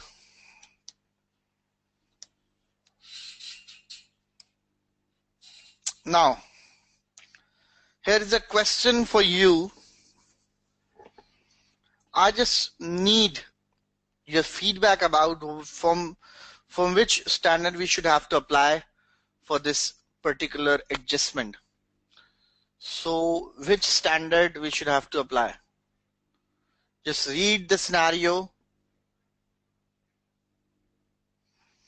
Just read the scenario and write your answers in the chat box that which standard should we have to apply on this particular scenario. Oh, there are some feedback from the student side. You're very right. The standard is IAS. The standard is IAS 21.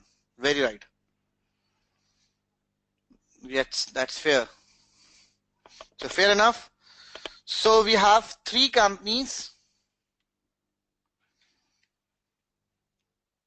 So the one is Suntory, a very difficult name. The second one is Mayer.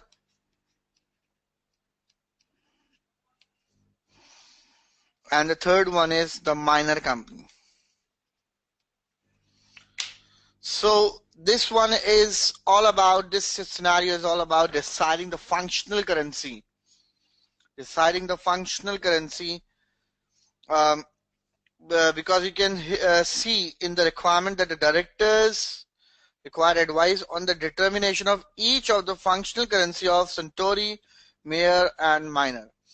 So all of you are required to just read the scenario and write your answers in the chat box that what should be the functional currency of Suntory, what should be the functional currency of Mayer, and what should be the functional currency of minor according to the provision of IAS 21. So please write your answers in the chat box. I'm waiting. That what should be the functional currency of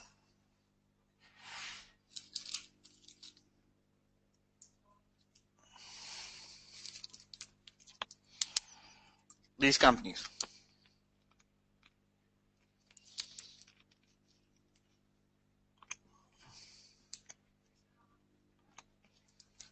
There's a feedback that Suntory should have a functional currency of dollar.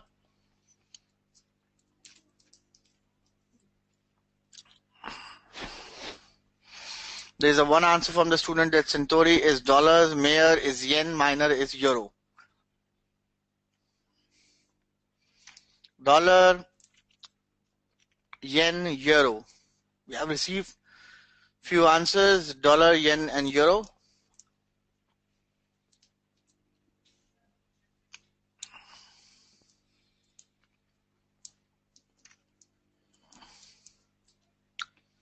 For the consolidation should be dollar, the individual statement on their home currency. Minor as a dollar.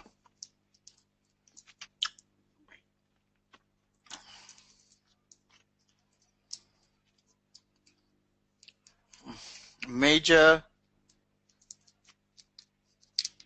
Mayer yen, Suntory dollar.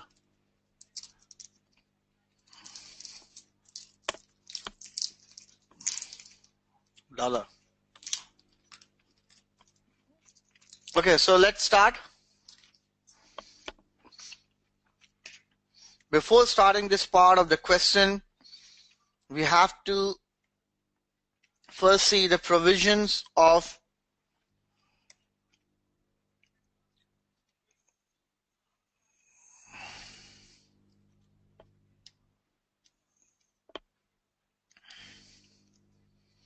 IS 21.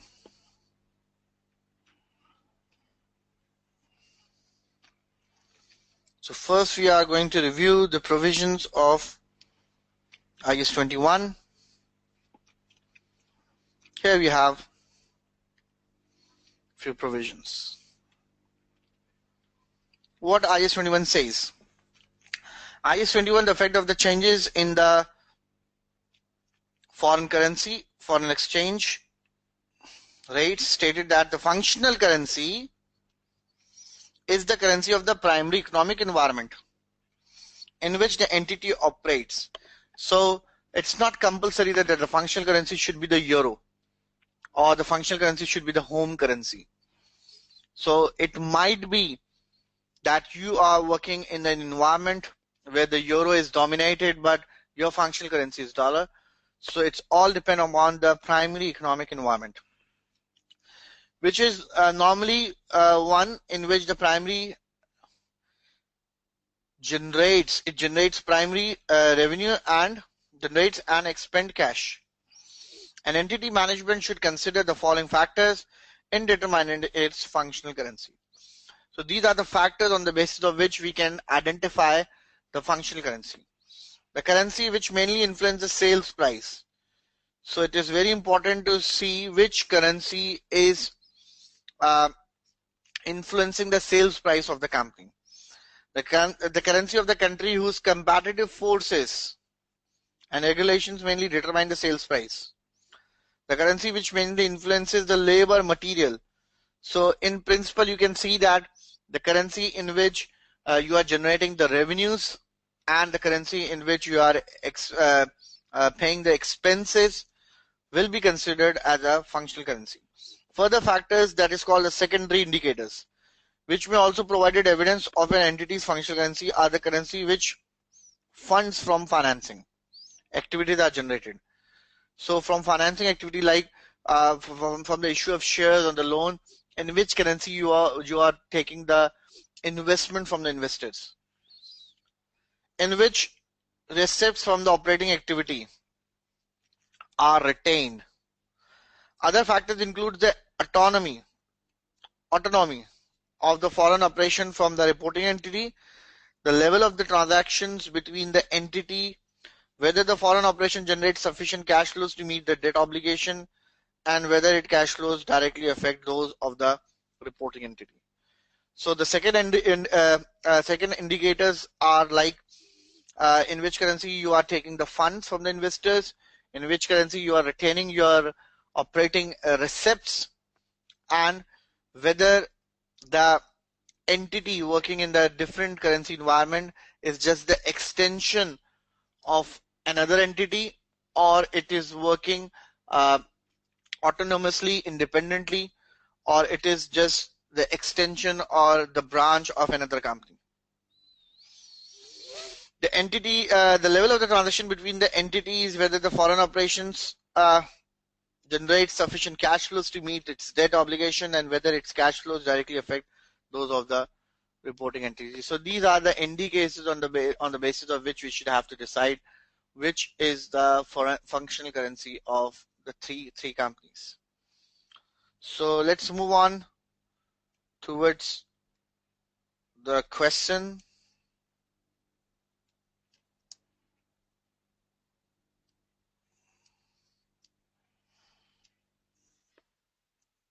So we have a question.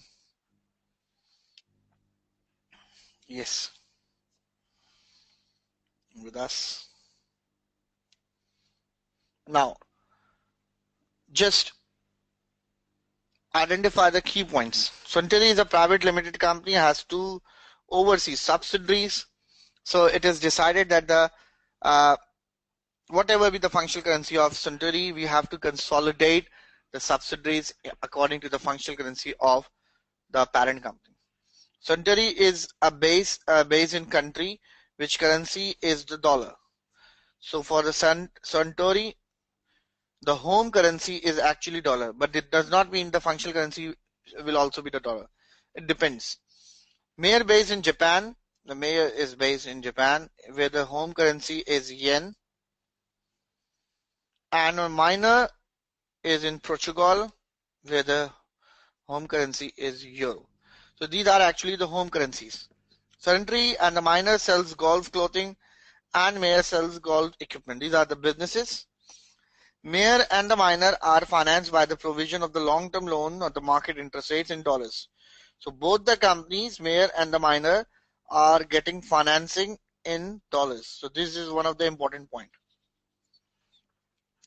So Suntory sales are mainly in its own jurisdiction and are priced and collected in dollars.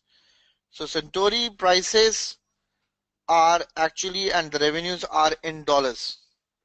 So it shows that the primary economic environment currency is dollar for Suntory. The legal requirement and the business environment in Suntory's jurisdiction determine the pricing of the Suntory products. So it means there is less impact of the currency on the sales prices. Therefore, you can say that on the basis of the information given to us, we can say that the dollar will be the functional currency of Suntory. Goods and services are sourced locally and paid in dollars. Again, but occasionally the entity trades in a small amount in other currencies. So the other currency transaction will be considered as a foreign currency transaction because mainly the prices, the revenues and the expenses of the Suntory company are incurred in dollar. Therefore, we can say that the prices, the dollar will be the functional currency of Suntory up till now. Mayor conducts its business. Now we are shifted towards the mayor. Conducts its business with significant autonomy of the Suntory. It means there is no link between Suntory and the mayor business. They are working independently. So there is no influence of Suntory on the mayor directly. Suntory has its manufacturing golf and which it sells mainly in Japan in yen. So the prices that we charge to the customer is in yen.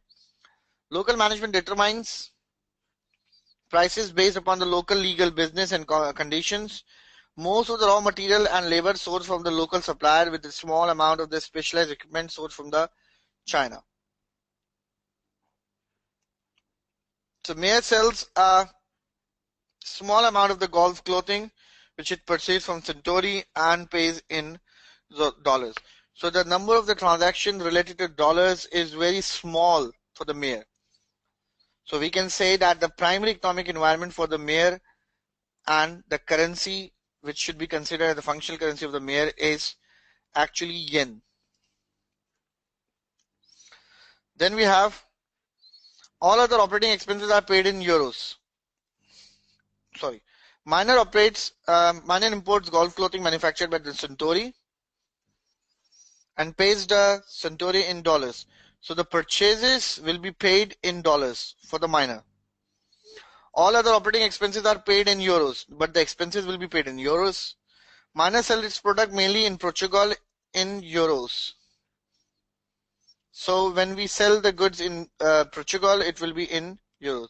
So the purchases will be in dollars, but the revenues can come in euros as well. The local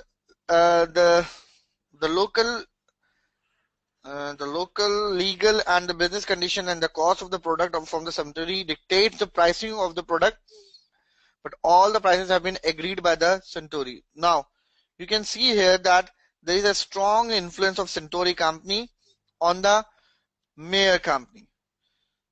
So you can say that the Mayer company is not working. Is it a Mayer? It's not a minor. Actually, the minor company is not working independently or autonomously.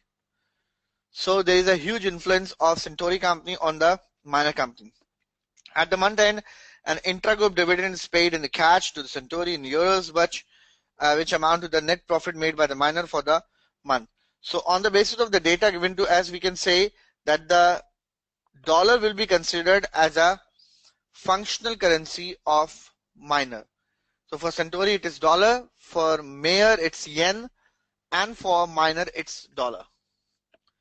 So now if you have any confusions, you can ask it directly about this question. This is how we have to justify our answer, because you can see that there is no calculation involved. So you have to give the reference of the IFRS first, then you have to justify your answer according to the provision of the relevant IFRS and from the data given in the question, and then finally you have to draw the conclusion. So what is the minor functional currency, not euro? Why is the minor functional currency not euro? The functional currency of the minor is not euro because the purchases that the minor uh, were denominated in the dollars, but the sales were denominated in euros. But there is an additional factor that minor is largely influenced by its Centauri company, whose functional currency is actually dollar.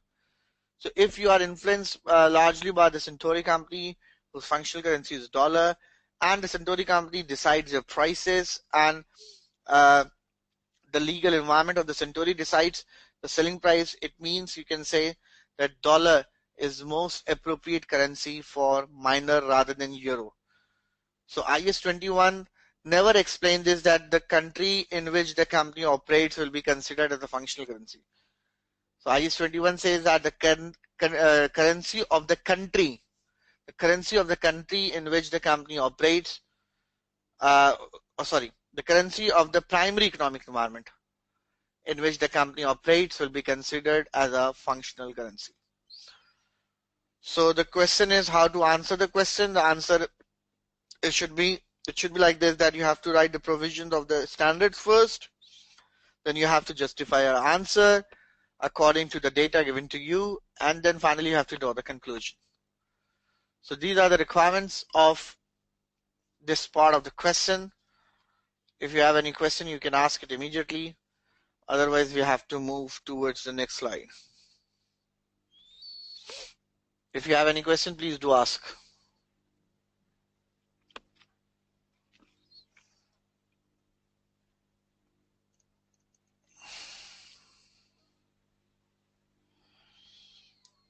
So next, moving towards the next slide. Here is another small question for you. So I want all of you to please do solve this question in just 2 minutes. I'm giving you 2 minutes to solve it by yourself. Then we'll discuss the answer. So try to use your own judgmental skills about how to approach the question and how to identify the IFRS for a particular adjustment. So try to identify your own skill and knowledge.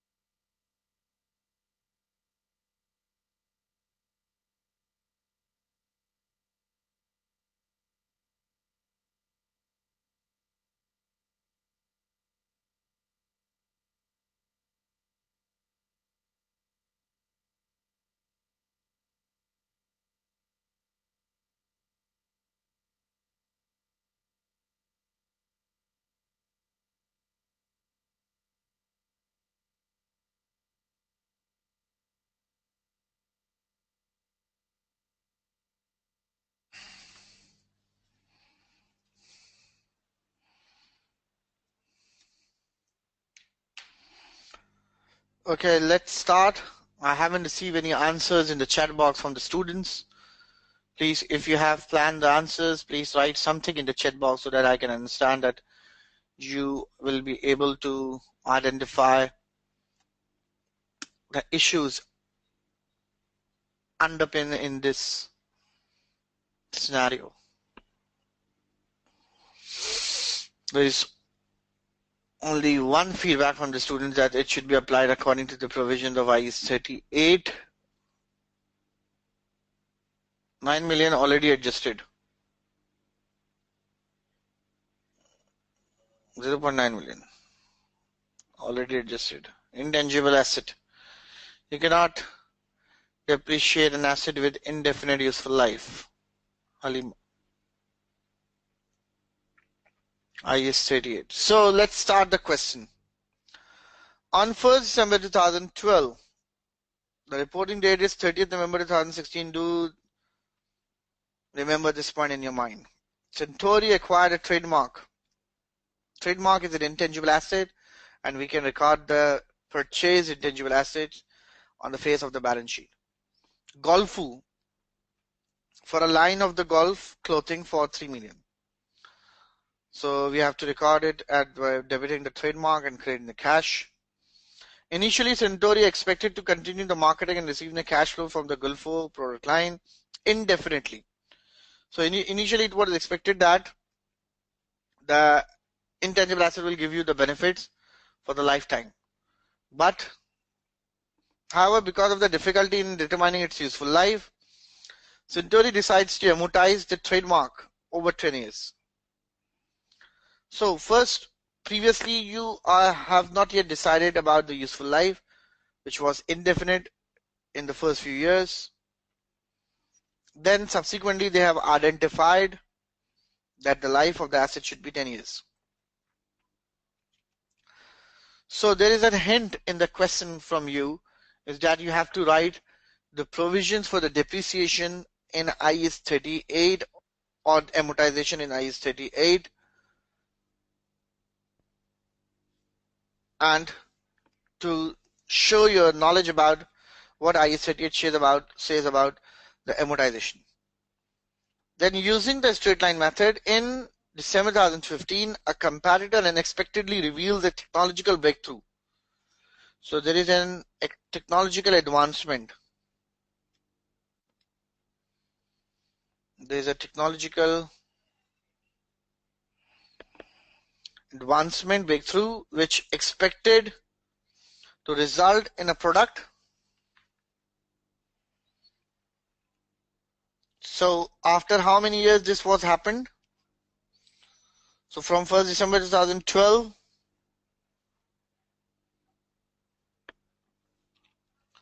to 30th November 2013 first year, then 30th November 2014 second year, and 30th November 2015 third year. So after 3 years, we have identified that there is an technological advancement.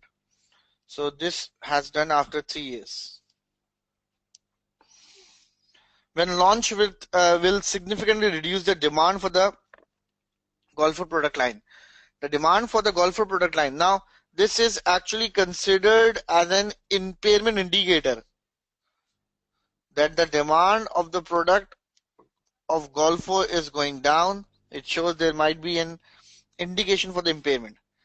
The demand for the golfer product line is expected to remain high until 30th May 2018, when the competitor is expected to launch its new product. At 30th November 2016, the end of the financial year, Centauri assessed that the recoverable amount of the trademark at 500,000. So the recoverable amount is given to you for the calculation of the impairment loss. So the recoverable amount is 500,000. All you are required to calculate the carrying amount of the asset. And intends to continue the manufacturing of the golfer products until 31st May 2018. The director of the Centauri required advice as to how to deal with the trademark in the financial statements. So actually you develop the product or acquire the trademark, on 1st December 2012, and you are expecting the useful life of 10 years, but after 3 years you come to know that this will be valid only till 31st May 2018. It means from December to November 2016 first year, then December to November 2017 second year, and then May 2018. The remaining life of this trademark is 2.5 years. So you have to write the answer in a manner that you should know that how we select the amortization method and the useful life. So IS 38 and 16 says that the pattern of the economic benefit, the method should be based on according to the pattern of the economic benefits in which we are generating the revenue. Then, and at the same time, it says that the useful life of the asset, because it's an accounting estimate, it should be reviewed annually. It should be reviewed annually. And if there is a change, then it should be applied prospectively. So IS 8 says that the change in the estimates, accounting estimate, should be applied prospectively. So there is actually the implication of 3 accounting standards. One is IS 38 for the recognition of trademark. One is IS 8 for the change in the useful life. And finally, there is an application of IS 36 for the calculation of the recoverable amount.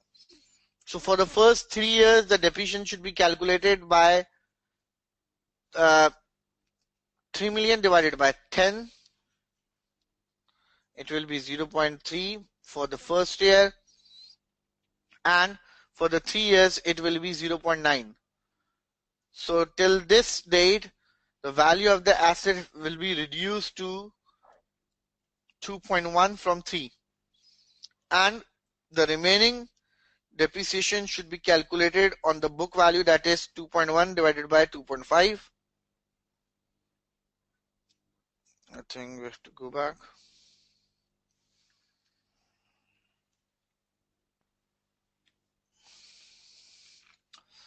So for the first 3 years, the depreciation should be charged according to the useful life of 10 years, and for the last remaining 2.5 years, it should be charged according to 2.5. The 2.1 divided by 2.5 will be the depreciation that should have to be charged in the current year. So after deducting these 3 depreciations, we have to calculate the carrying amount of the asset. So the carrying amount is now 3 million minus 900,000 minus 2.1 million divided by 2.5. It will be 8,60,000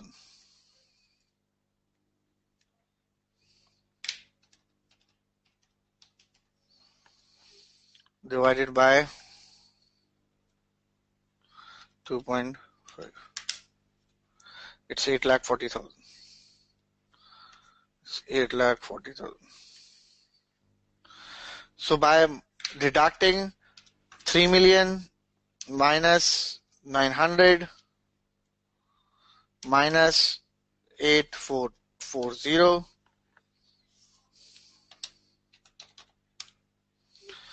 we got the value of 3,000 minus 900 minus 840.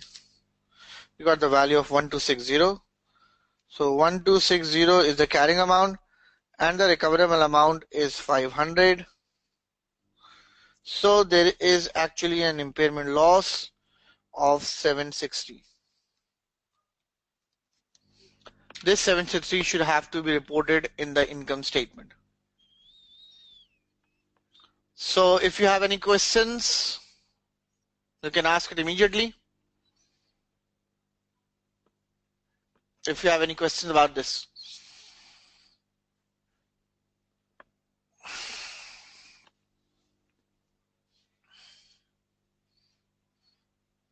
Is it fine?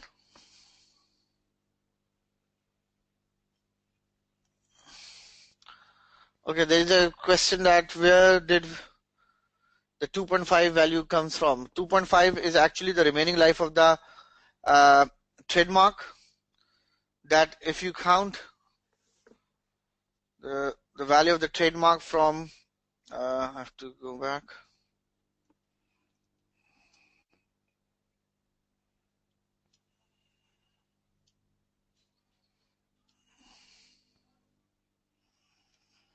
Yes, you can see here that from December 2015, that is the starting year, to 31st May 2018. So actually the financial year starts from 1st December to 30th November. So you can calculate from 1st December 2015 to 31st May 2018. There is a time of 2.5 years. So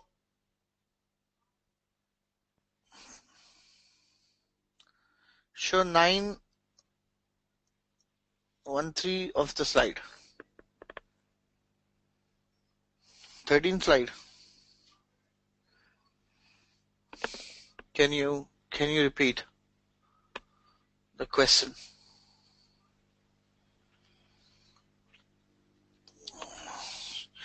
Should I have to move forward?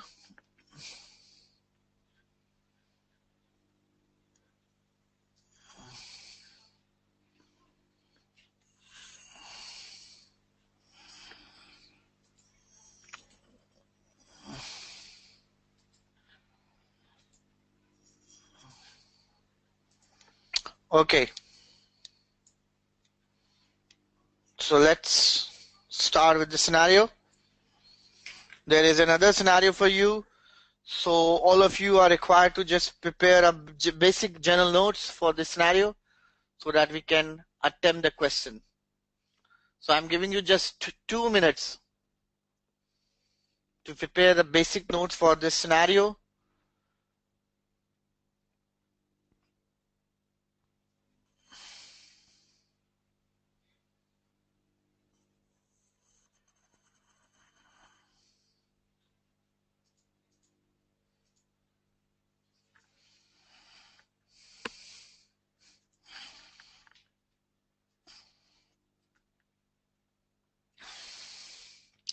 Please prepare the briefing notes, and it is the demand of the ACCA that you should have to give the feedback about the session, that ACCA is offering this session to free of cost to all of you.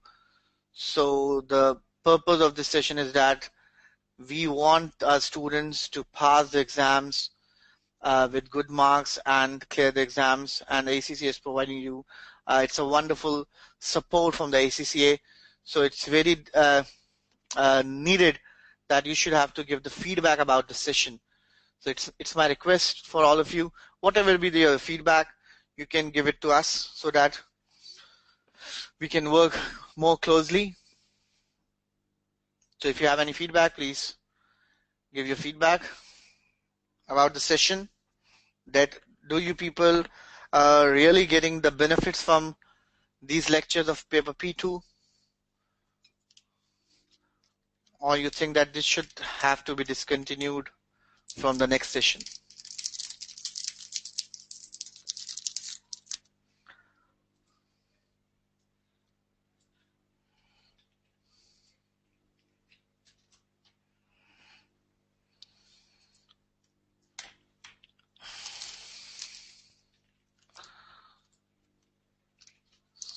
So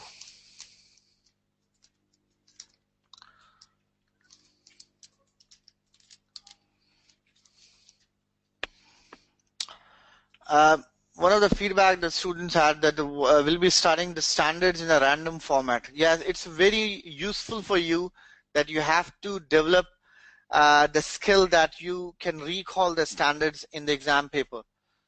So that's why we are focusing on the past papers rather than working on the standards by one, and because of the limitation the time, I cannot cover the whole syllabus in just 15 minutes, 15 hours. So This is what we are planning, that on a daily basis we are revising at least 2 to 3 standards on random basis, and it is very useful for you. Like most of the students are very rightly picking the standards and the scenarios. So it should be in a random manner so that students will able to identify that which standard is applicable in uh, the final examination. So you have to develop this skill as well.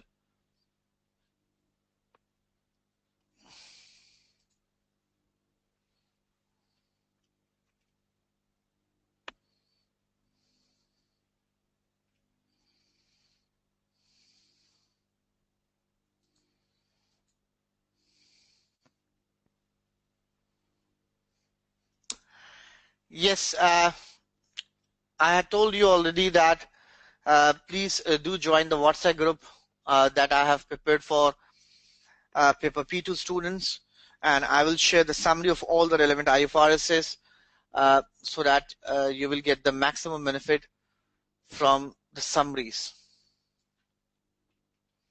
So let's start.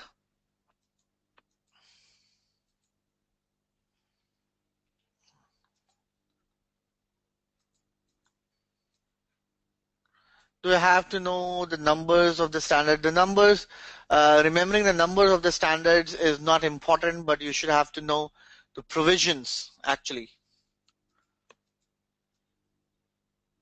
So let's start the scenario.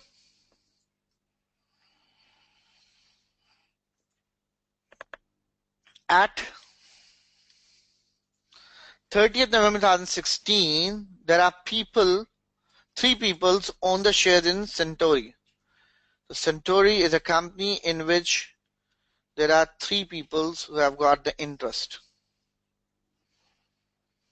The finance director, who holds 60% shares, an operational director who holds 30% shares, and the third owner is a passive investor who does not help to manage their business activity.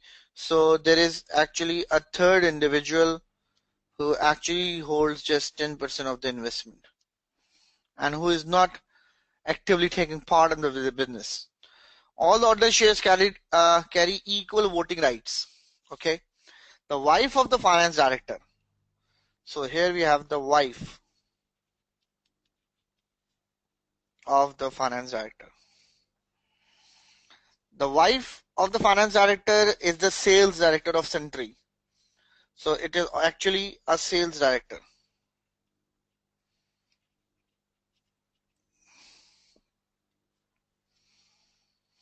The son is currently taking an internship in the Century.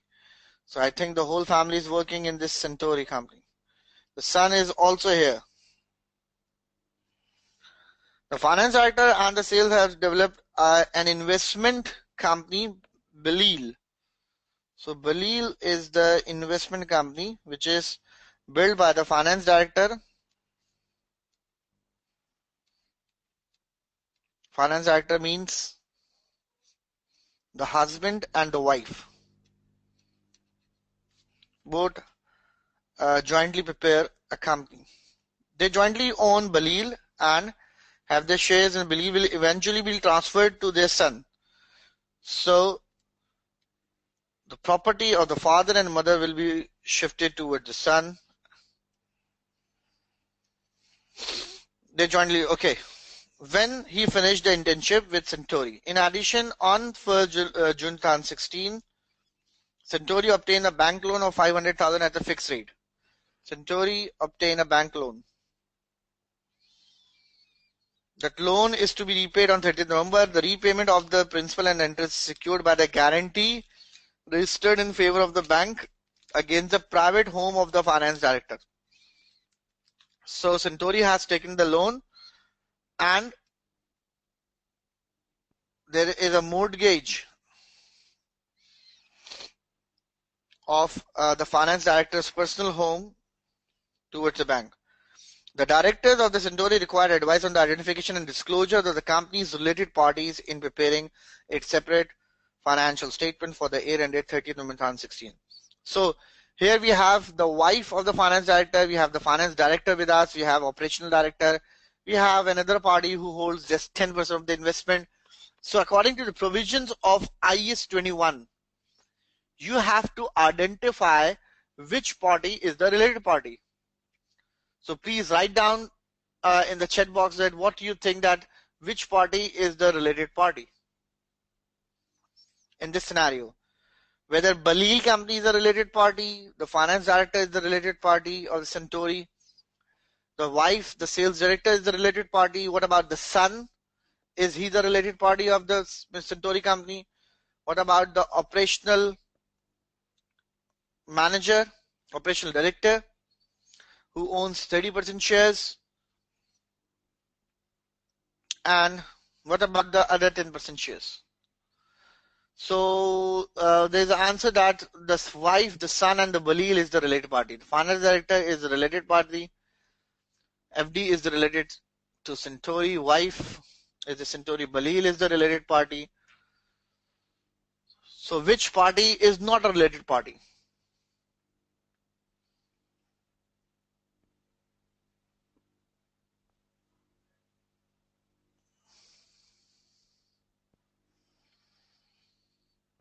Son is not a related party, the passive investor.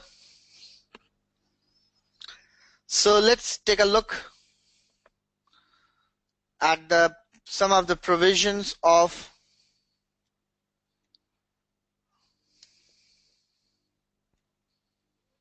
IS 21.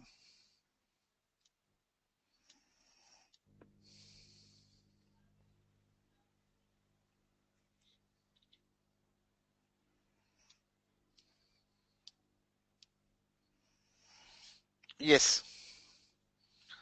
So according to IS 21, the following parties will be considered as a related party.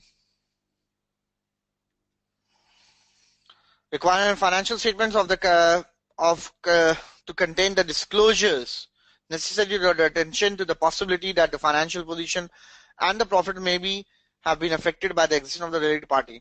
So the requirement of IS 24 is actually to disclose if there is a transaction between the entity and the related party. So our requirement is to disclose the transaction if there is some transaction between the related party and the entity. A person, now who are the related party? A person or the close member of that family, a person family is related, reporting to the is related to the reporting entity if that person has a control or joint control over the reporting entity. You can easily identify that the finance director has got the 60% shares and he has got the control over the reporting entity, so he will be considered as a related party. Similarly, the person or a close member of that family's person. It means the finance director, the mother of the son. Sorry. Yes, the finance director. Okay. Yes, the sales director, the wife of the finance director, and at the same time the son. They all are a close member or the person family. They all are related to finance director actually. So if the finance director has got the control over the reporting entity, so all the persons related to the finance director will be considered as a related party. And has significant influence over the reporting entity. You can say that the operational director who has got 30% shares in the reporting entity has got the significant influence, is a member of the key management personnel. So both the finance director, the sales director, and the operational director, they all are also the key management personnel of the reporting entity. So these all are considered as a related party. So the finance director is a related party, the son, the sales director. Now, these Balil is actually owned by the finance director and the sales director, which will be all transferred to the son, and as son is the close family member of a related party, which is the finance director and the sales director. So you can say that Balil is also a related party. So Balil is also a related party for this question. And finally, the passive party, the party which holds only 10% shares, has nothing to do with the control. They don't have the significant influence and is not a key management personnel. So therefore, they are not considered as a related party. So the transaction between the bank and the reporting entity should be disclosed as it is a transaction between the related party, because the finance director is a related party and it is involved with his personal home. Therefore, this transaction should also be reported in the financial statements. So all the transactions with the related party should be disclosed in the financial statement. This is the requirement of IS 24. I think the time is over. I'm giving you the assignment that do please attempt all the questions. Balil, explain why Balil is a related party. Balil is actually owned by the two persons, that is the finance director and the sales director. They both are considered as a related party, and ultimately the son will be the owner of the Balil, and son is actually the close family member of the finance director. Therefore, it will be considered, he is also the related party of the reporting entity. So thank you very much for the session, and we will be continuing the session tomorrow. Please do attempt all the questions which we have discussed. Two questions of the consolidation and two questions for the last question number 2 of the last 2 past papers. So thank you very much and take care. Allah Hafiz.